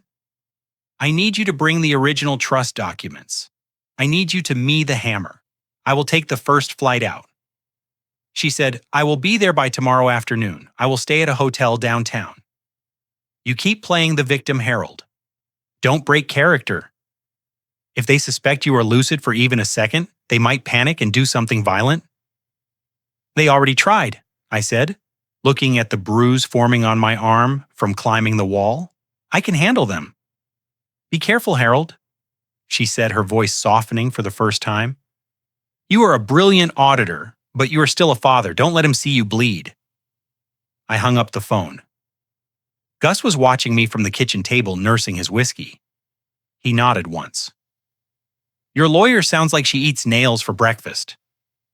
She prefers barbed wire, I said. I stood up. The adrenaline was fading, replaced by a bone-deep exhaustion. I have to go back. If they come home and find the basement empty, the game is over. Take this, Gus said. He reached into a drawer and pulled out a small canister of pepper spray. It fits in your pocket. If they try the pills again, or if that son of yours gets physical, you blind him. I took the canister. It felt cold and heavy. I hoped I wouldn't need it. I hoped my acting skills were enough.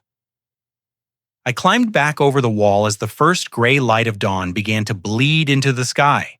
The descent was harder than the ascent. My muscles seized. I tumbled onto the overgrown lawn of Jason's rental, stifling a groan. I lay in the wet grass for a moment listening. The house was still silent. They weren't back yet. I managed to slide the glass door open and lock it behind me using the bobby pin to reset the latch. I crept through the house, leaving no trace. I went down to the basement. I stripped off my clothes, hiding the grass-stained trousers at the very bottom of my suitcase inside a laundry bag. I put on my pajamas. I messed up my hair. I splashed water on my face to look sweaty and disoriented. Then I sat on the mattress and waited. At 6 in the morning, I heard the front door open. Laughter, stumbling footsteps. They were drunk. They were high on the fumes of my imaginary money. Shh. Megan giggled. You will wake the vegetable. Let him sleep. Jason slurred. Tomorrow's payday. They went upstairs. I heard the bedroom door close. I waited another hour to be safe. Then I began to scream. It wasn't a scream of pain. It was a scream of confusion. I wailed. I shouted names of people who had been dead for 20 years. Martha, the stove is on. I heard running footsteps. The basement door flew open. Jason stood there, shirtless, eyes wide with panic. What the hell is going on? He shouted. I looked at him, my eyes wide and terrified. I didn't see him. I looked through him. Who are you? Where is my ledger? The numbers are wrong. The numbers are falling. I grabbed his arm, digging my fingers in. I am losing it, stranger. I feel it slipping away. My mind, it is going dark. Jason looked at me with disgust, but also with excitement. He pulled his arm away. Dad calmed down. It is me, Jason. Oh, Jason, I whispered, looking around the concrete room. Jason is a boy. You are old. Listen. Listen to me. The money. I have to protect the money. Jason froze. He leaned in. What about the money, Dad? I don't remember the codes, I cried, rocking back and forth. I am forgetting the codes. If I forget the bank locks it forever, it goes to the state. I need to give it to someone. I need to sign it away before the fog takes it. I grabbed his shirt. Help me? I need to sign it over today now before I forget my own name. Jason's eyes lit up. It was the look of a man who had just hit the jackpot. He looked up the stairs at Megan, who was standing there in her silk robe. He grinned. Okay, Dad. Jason said, his voice dripping with false sympathy. I can help. We can do that. We can make sure the money is safe. Do it, I begged. Bring the papers. Bring the witnesses. I need everyone to see. I need to make it legal. A party, a ceremony, so no one can take it from you. A party Megan asked from the stairs. She perked up. Like a content opportunity? Yes. I rambled. A celebration, a transfer of legacy. Do it. Friday, please. Jason looked at Megan. Megan looked at Jason. They didn't see a trap. They saw a viral moment. They saw a solution to every problem they had. Friday, Jason said. We will do it Friday. I collapsed back onto the mattress, sobbing fake tears of relief.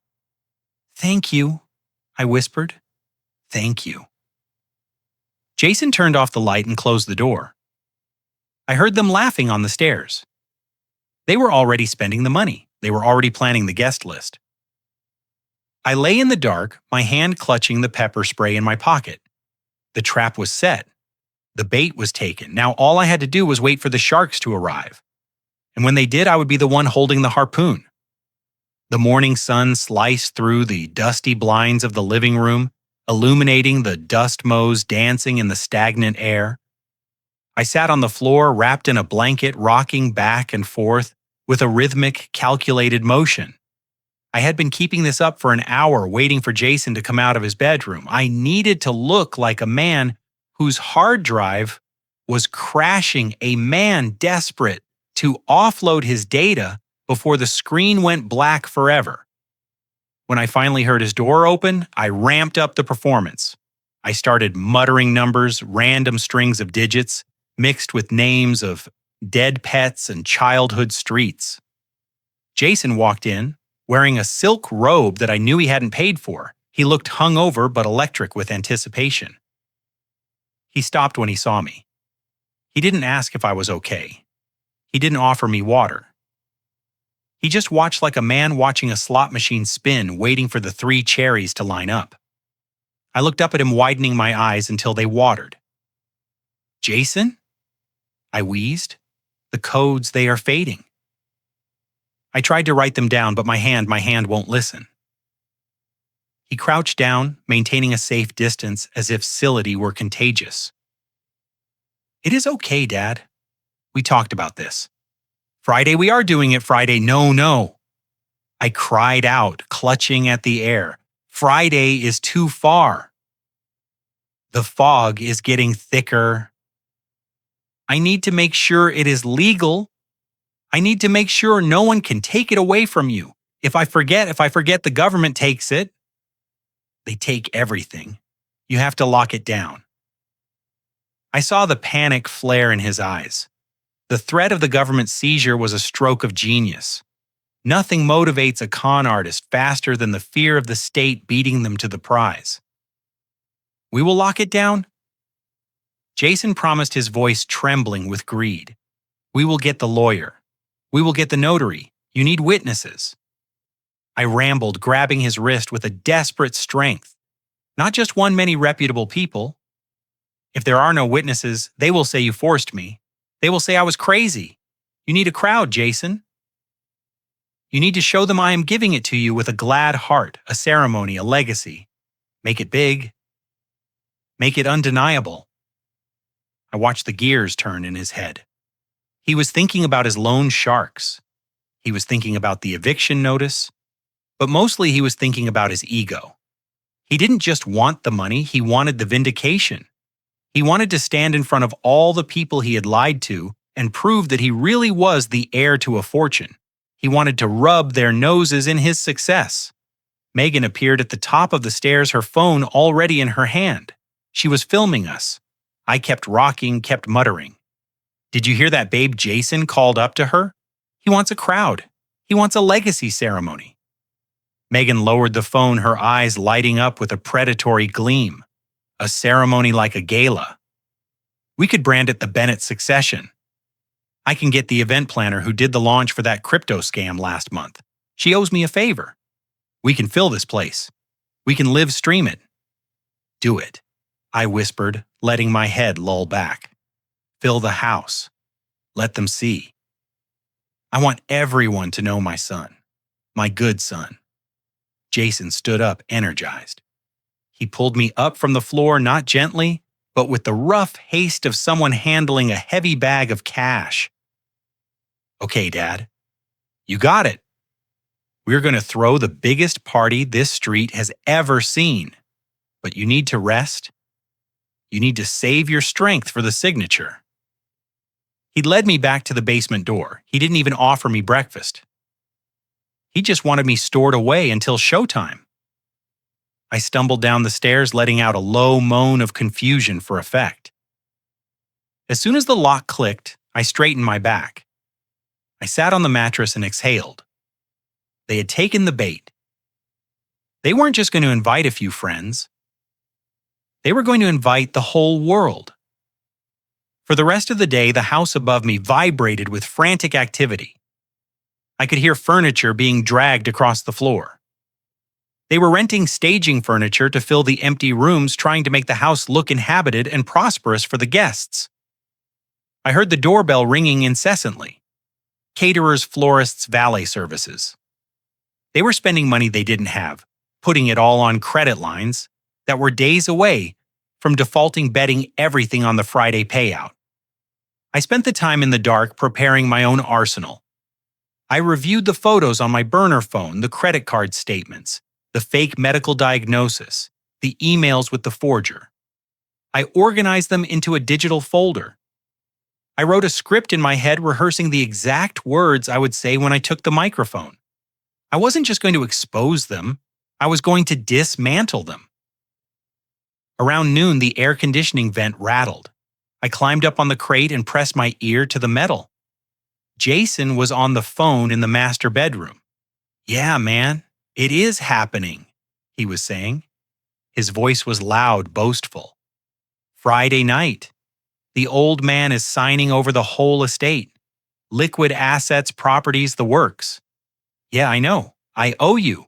I told you I am good for it. Bring the boss. Seriously invite him. I want him to see the money transfer live. I will have the cash for you by Monday morning. I smiled in the darkness. He was inviting the loan sharks. He was inviting the very people who would break his legs if he didn't pay.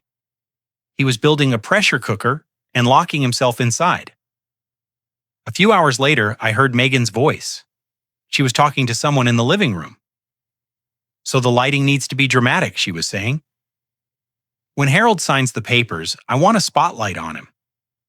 Make him look frail but noble, like he is passing the torch. And then boom, confetti cannons. Can we do confetti cannons? I almost laughed. Confetti cannons. She wanted to turn my financial execution into a circus. But then the conversation shifted. And what about the doctor? Megan asked. Is he coming? Yeah, a deeper voice replied. It must have been the forger, Paul. He is bringing the notary, and the papers are ready. We backdated the competency evaluation just in case anyone asks. It says he has been lucid up until this week. So the transfer looks like his last rational act. Perfect. Megan said, and after the party, the van will be waiting out back. The man said, we'll load him up right after the cake. Midnight run to Sunnyvale. By the time the guests are sober, he will be a John Doe in the state system. My grip on the crate tightened. They had it all mapped out. The party, the signature, the disposal. It was cold. It was efficient. It was exactly the kind of plan I used to dismantle for a living. I climbed down and sat on the mattress. I checked my phone. A text from Gus. Everything is set. Projector is hacked. I have remote access to their sound system. Your lawyer lands at 4. We are ready, I typed back. They are inviting the sharks and the forger. Gus replied instantly. Good. More rats for the trap. I lay back and closed my eyes. I was hungry. I hadn't eaten a real meal in 2 days. My stomach rumbled a hollow ache that fueled my resolve. They were upstairs eating sushi and drinking wine, toasting to their brilliance. They thought they were the predators. They thought I was the prey. But they had forgotten the first rule of the jungle. The old lion isn't old because he is weak. He is old because he is the best survivor. Friday was coming, and I was going to give them a show they would never forget. I was going to give them the performance of a lifetime. And when the confetti cannons fired, they wouldn't be celebrating a windfall. They would be celebrating the end of their freedom. I closed my hand around the key in my pocket, the key to the safe, the key to their destruction. I was ready. Let the party begin. Friday night arrived with the thumping bass of a rented sound system that shook the very foundations of the hollow mansion. The transformation was miraculous and sickening. In the span of 6 hours, the empty shell of a house had been filled with white rental sofas, towering floral arrangements that smelled of funeral lees, and a bar stocked with top-shelf liquor that I knew Jason had charged to my stolen credit card. The lighting was dimmed to a moody blue, hiding the dust and the scuff marks on the floors, creating an illusion of effortless wealth. It was a stage set for the performance of a lifetime, and I was the prop. I sat in the center of the living room, trapped in a rusted wheelchair that Jason had bought from a surplus store that morning.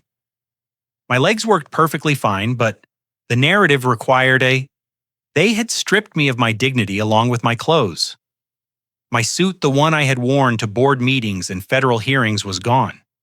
In its place, they had dressed me in a Moten beige cardigan that smelled of attic dust, and a pair of trousers that were 2 sizes too big, cinched with a rope instead of a belt.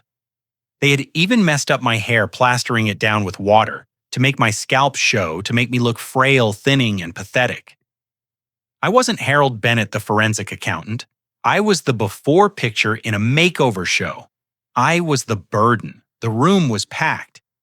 There were at least 50 people, a sea of strangers holding champagne flutes and smartphones. These were Megan's friends, the influencers and social climbers of Los Angeles. I watched them with my auditor's eye. I saw the rented tuxedos that didn't quite fit. I saw the designer bags that were excellent counterfeits. I saw the desperate glances they cast at the camera lenses, terrified of not being seen. They weren't here for me. They were here for the open bar and the proximity to what they thought was a $10 million fortune. But not everyone was a fake. In the back of the room, leaning against a pillar, stood 3 men who didn't fit the aesthetic. They wore ill-fitting suits and had the thick necks of men who solved problems with their fists. The one in the middle, a man with a scar running through his eyebrow, was staring at Jason with the unblinking intensity of a shark circling a wounded seal. That had to be the lender. The man Jason owed $50,000 to by midnight. He wasn't drinking. He was waiting for his payout. Megan flitted through the crowd like a hummingbird in a sequined gown. She was live streaming, holding her phone high, narrating the tragedy of her life to her followers. "It is such a bittersweet night," I heard her say, pouting at the screen, celebrating the legacy but saying goodbye to the man he used to be. "Swipe up to donate to our care fund." Then the music cut out. A spotlight rented for the occasion swung across the room and landed on the grand staircase. Jason descended. He was wearing a tuxedo that fit him perfectly, likely bought with the cash advance from my Visa. He looked handsome. He looked successful.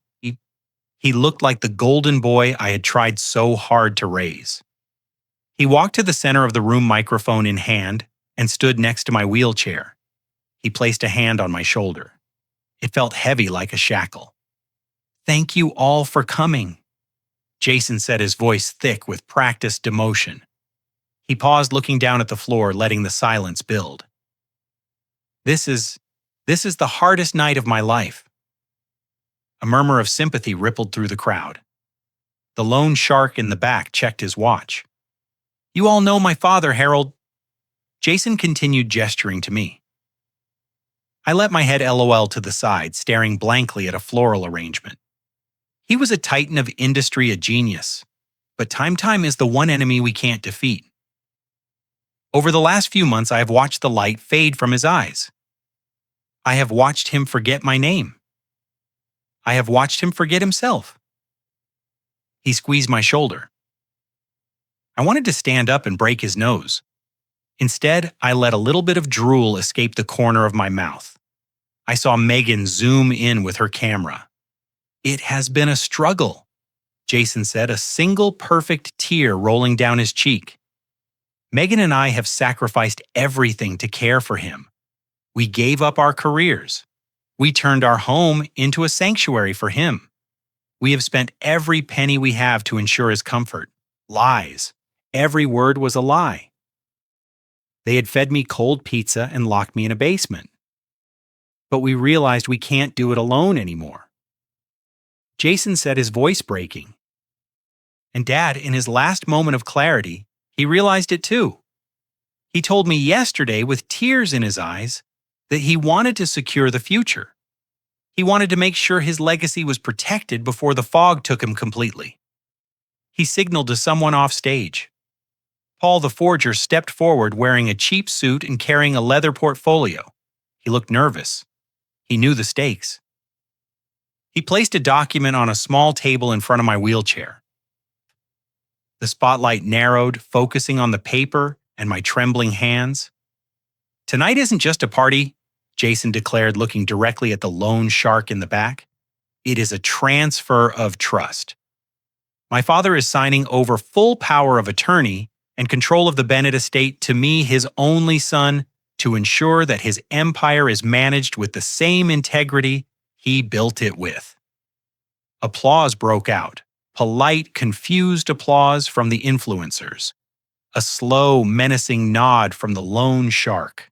"Dad," Jason whispered, leaning down, thrusting a gold pen into my hand. "It is time. Sign it. Sign it, and you can go to sleep." I gripped the pen. My hand shook violently, not from age, but from the effort of holding back my rage. I looked at the paper. It was the deed to the house in Ohio. It was the access to the accounts. It was my life. I looked up at Jason. His eyes were wide, manic. "Do it." He hissed, his lips barely moving. "Sign it, or you rot in the cellar." I looked at the crowd. I saw the faces of the people recording me. I saw the greed in Megan's eyes. I saw the violence in the lone shark's stance. I took a deep breath. I stopped shaking. I sat up straight in the wheelchair. The fog in my eyes cleared instantly, replaced by the sharp, cold stare of a man who had stared down embezzlers and thieves for 40 years. "I need the microphone," I said. My voice wasn't weak. It wasn't slurred. It was a command. Jason froze. The smile faltered. "Dad, just sign." "The microphone, Jason," I said louder. I reached out and snatched it from his hand before he could react. I held the mic to my lips. The feedback squealed for a second, silencing the room completely. I looked into the lens of Megan's phone. I looked at the lone shark. I looked at my son. "Thank you for that introduction, Jason," I said, my voice booming through the speakers.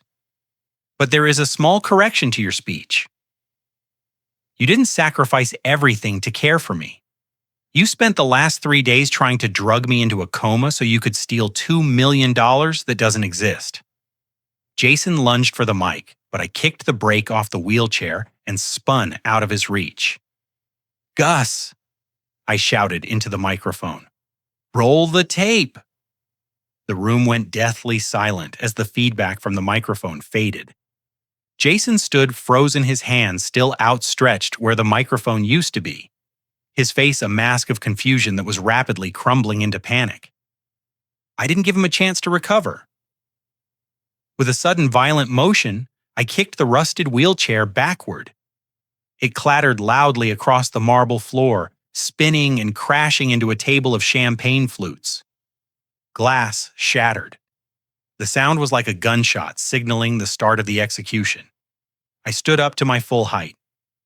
I straightened my spine, shedding the hunch of the frail old man I had played for 3 days. I buttoned the moth-eaten cardigan with dignity, transforming the rags they had put me in into a uniform of war. I looked at the crowd of influencers, hangers-on, and criminals. Then I looked at my son.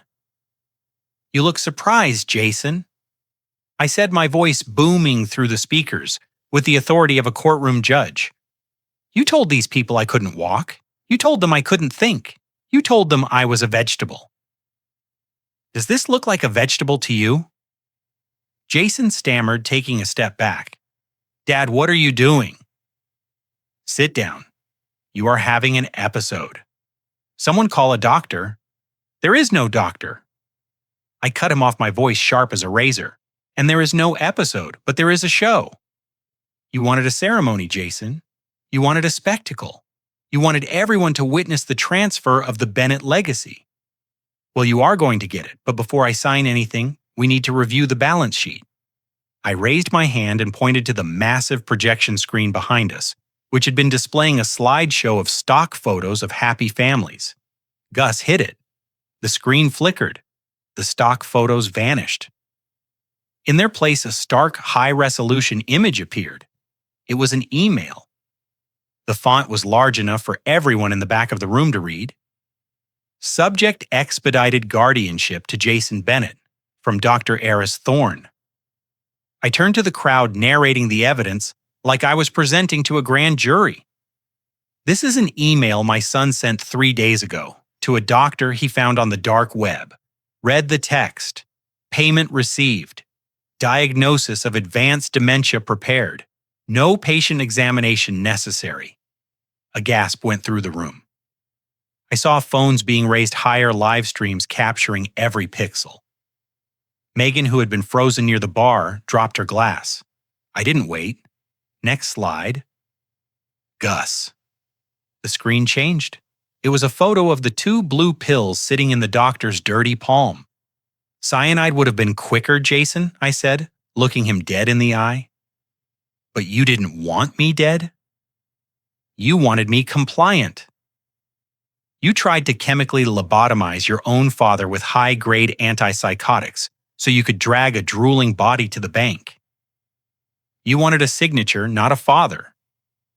Jason was shaking his head, his face pale. "That is a lie. That is Photoshop."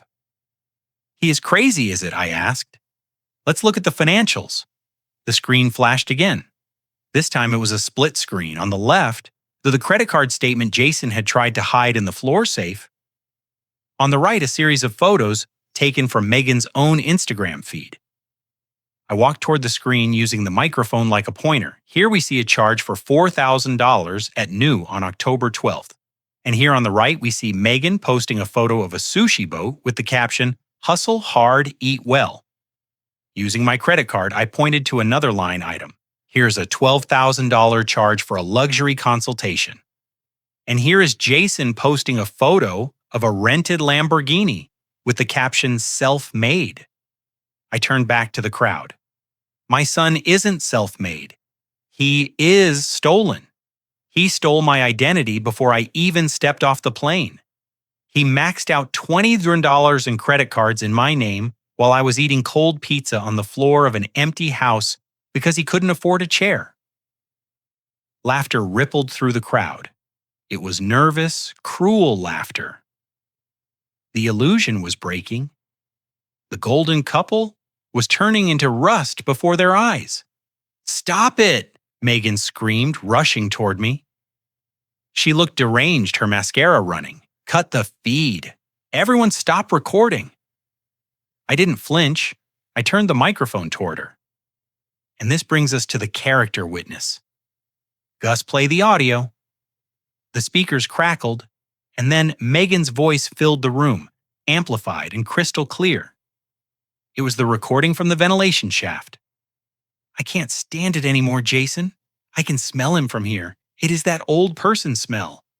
It is ruining the brand." The room went silent. Megan stopped in her tracks, her mouth opening and closing like a fish. I don't care if he is dead, the recording continued. In fact, that would be easier. Dump him at the state facility, the one on Skid Row. The crowd recoiled. Even the most vapid influencers looked disgusted. To hear the perfect wife plotting to dump an old man on Skid Row was too much even for Hollywood. I looked at Megan. She was trembling. The brand she had tried so hard to protect was incinerated. You wanted a basement studio, Megan, I said softly into the mic. Well, now you have a global audience. Are you ready for your close-up? Jason lunged at me. He had snapped. His eyes were wild, desperate. He was going to tackle me, but he didn't make it. The man with the scar on his eyebrow. The lone shark stepped out from the pillar. He moved with terrifying speed. He grabbed Jason by the back of his tuxedo collar and jerked him backward. Jason choked his feet, leaving the ground. The loan shark didn't look at me. He looked at the screen. Gus had changed the slide again. It was the spreadsheet, the one showing the $50,000 debt to the private equity fund due at midnight. Is this real? The loan shark asked, his voice low and growly. I nodded. It is real, and so is the eviction notice. I pointed to the final image on the screen. It was the ripped notice from the front door blown up to 10 ft tall. Final notice to vacate. This house doesn't belong to him, I announced to the room. He is a squatter. He hasn't paid rent in 6 months. The champagne you are drinking stolen, the valet outside unpaid. The $50,000 he promised you tonight. I reached into my jacket pocket. I pulled out the cashier's check, the one they had been drooling over for 3 days. Jason's eyes bulged as he hung from the loan shark's grip. He clawed at the air, reaching for the paper. The check, he wheezed. Give it to me. It covers everything. I held the check up to the light. It looks real, doesn't it? I said. It has the watermarks. It has the routing numbers. It is a masterpiece of forgery. But I didn't forge it to steal money. I forged it to catch a thief. I ripped the check in half. Then I ripped it again and again. I threw the confetti of blue paper into the air.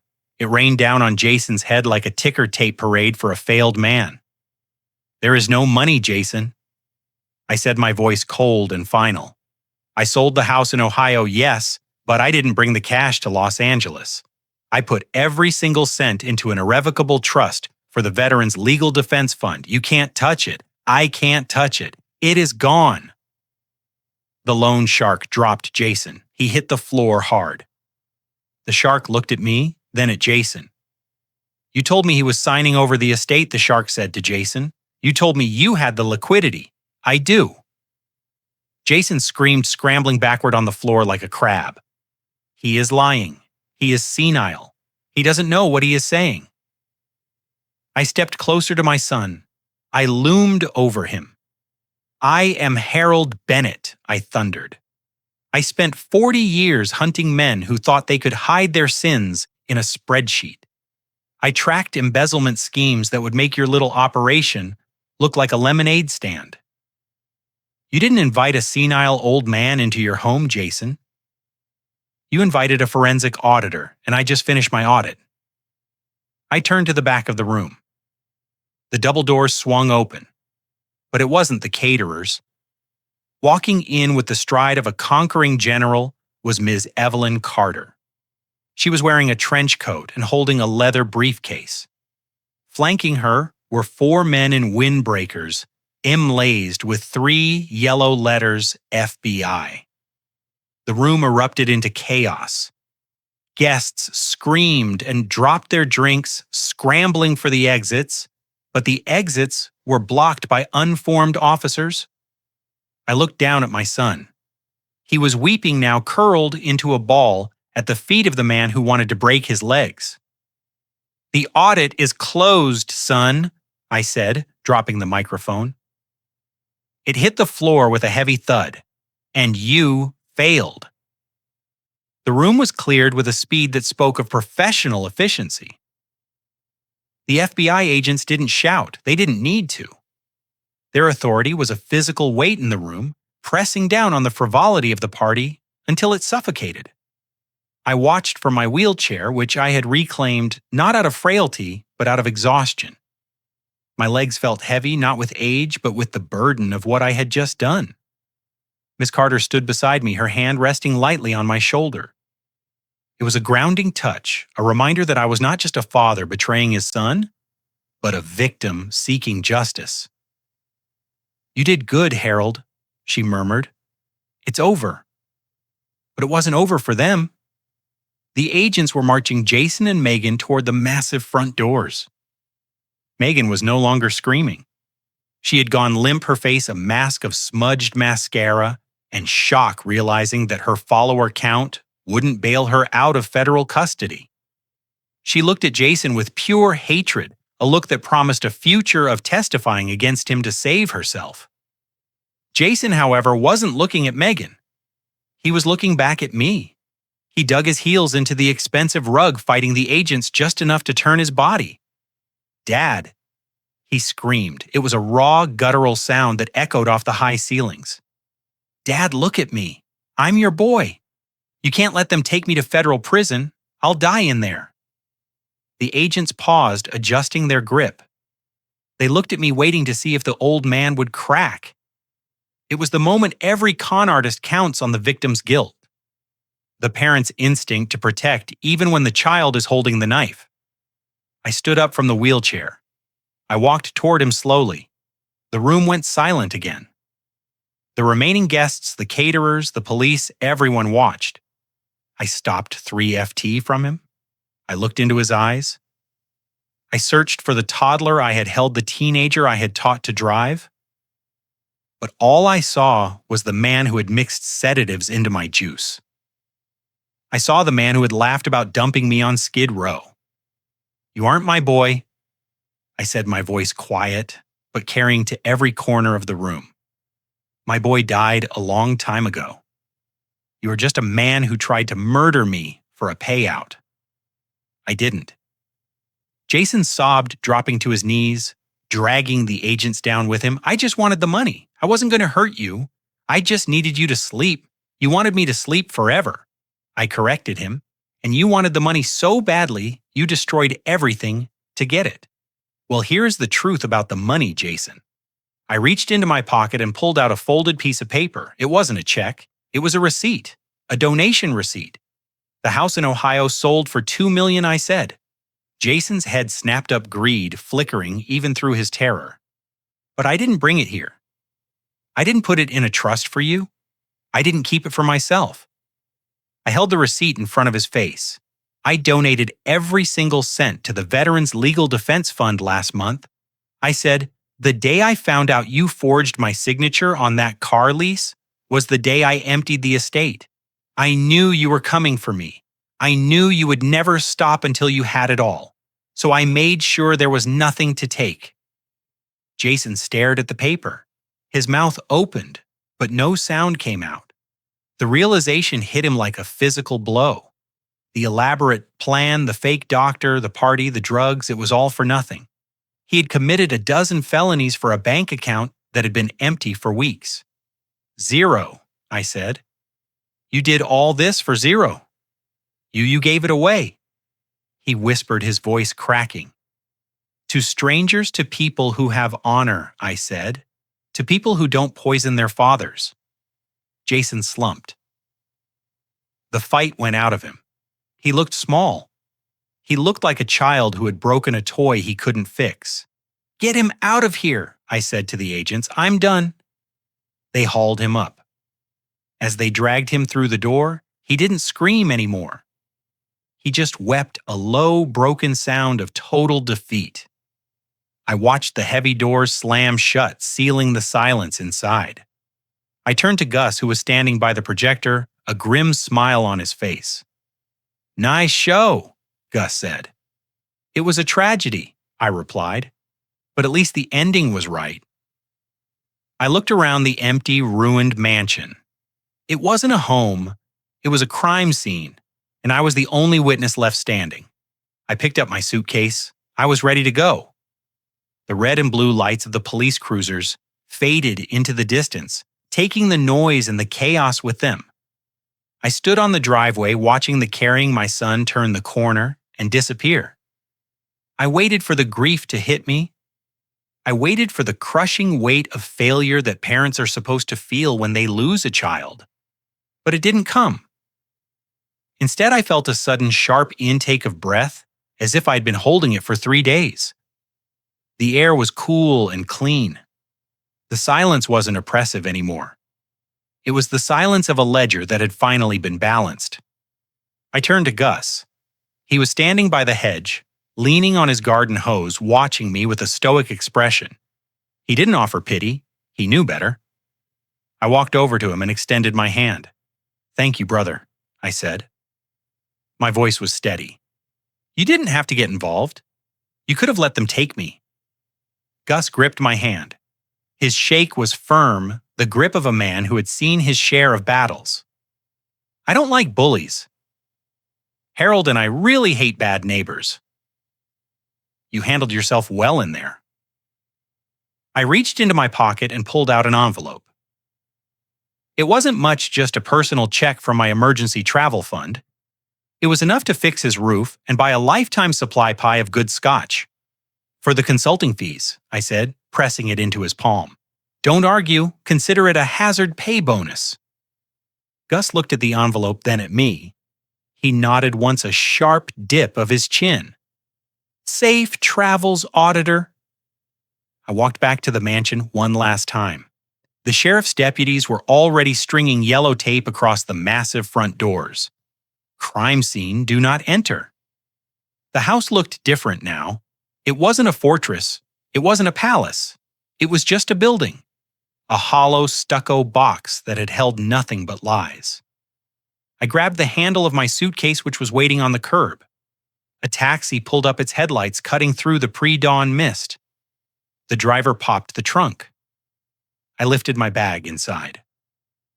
It felt lighter than it had when I arrived. The weight of expectation was gone. The burden of a legacy that no one wanted was gone. "Where to?" the driver asked as I settled into the back seat. "LAX," I said. "International Terminal." He pulled away from the curb. I didn't look back at the house. I looked forward through the windshield at the city lights sprawling out before me. I took out my phone and opened the airline app. I had a ticket to book, not back to Ohio, not back to the cold and the memories of a life I had outgrown. I typed in a destination. I had promised my late wife we would visit 40 years ago, Hawaii one way. I was 71 years old. I was alone. I had just sent my only son to prison. By all accounts, I should have been broken. But as the taxi merged onto the freeway, speeding toward the ocean, I realized I wasn't broken. I was free. The audit was over. The books were closed.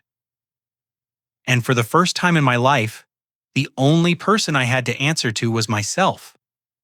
I learned the hard way that DNA doesn't define family, integrity does. For years, I thought being a good father meant endless sacrifice even when it hurt. But blind devotion isn't love, it's enablement. My son saw my kindness as weakness and my silence as stupidity. He forgot that the same hands that built a safety net could also tear it down. Standing up for myself wasn't about revenge. It was about reclaiming my dignity. If you are holding on to toxic people just because they share your last name, let go. Your peace is worth more than their inheritance. If you enjoyed this story of justice, please hit the like button and subscribe for more. Have you ever had to cut off a family member to save yourself?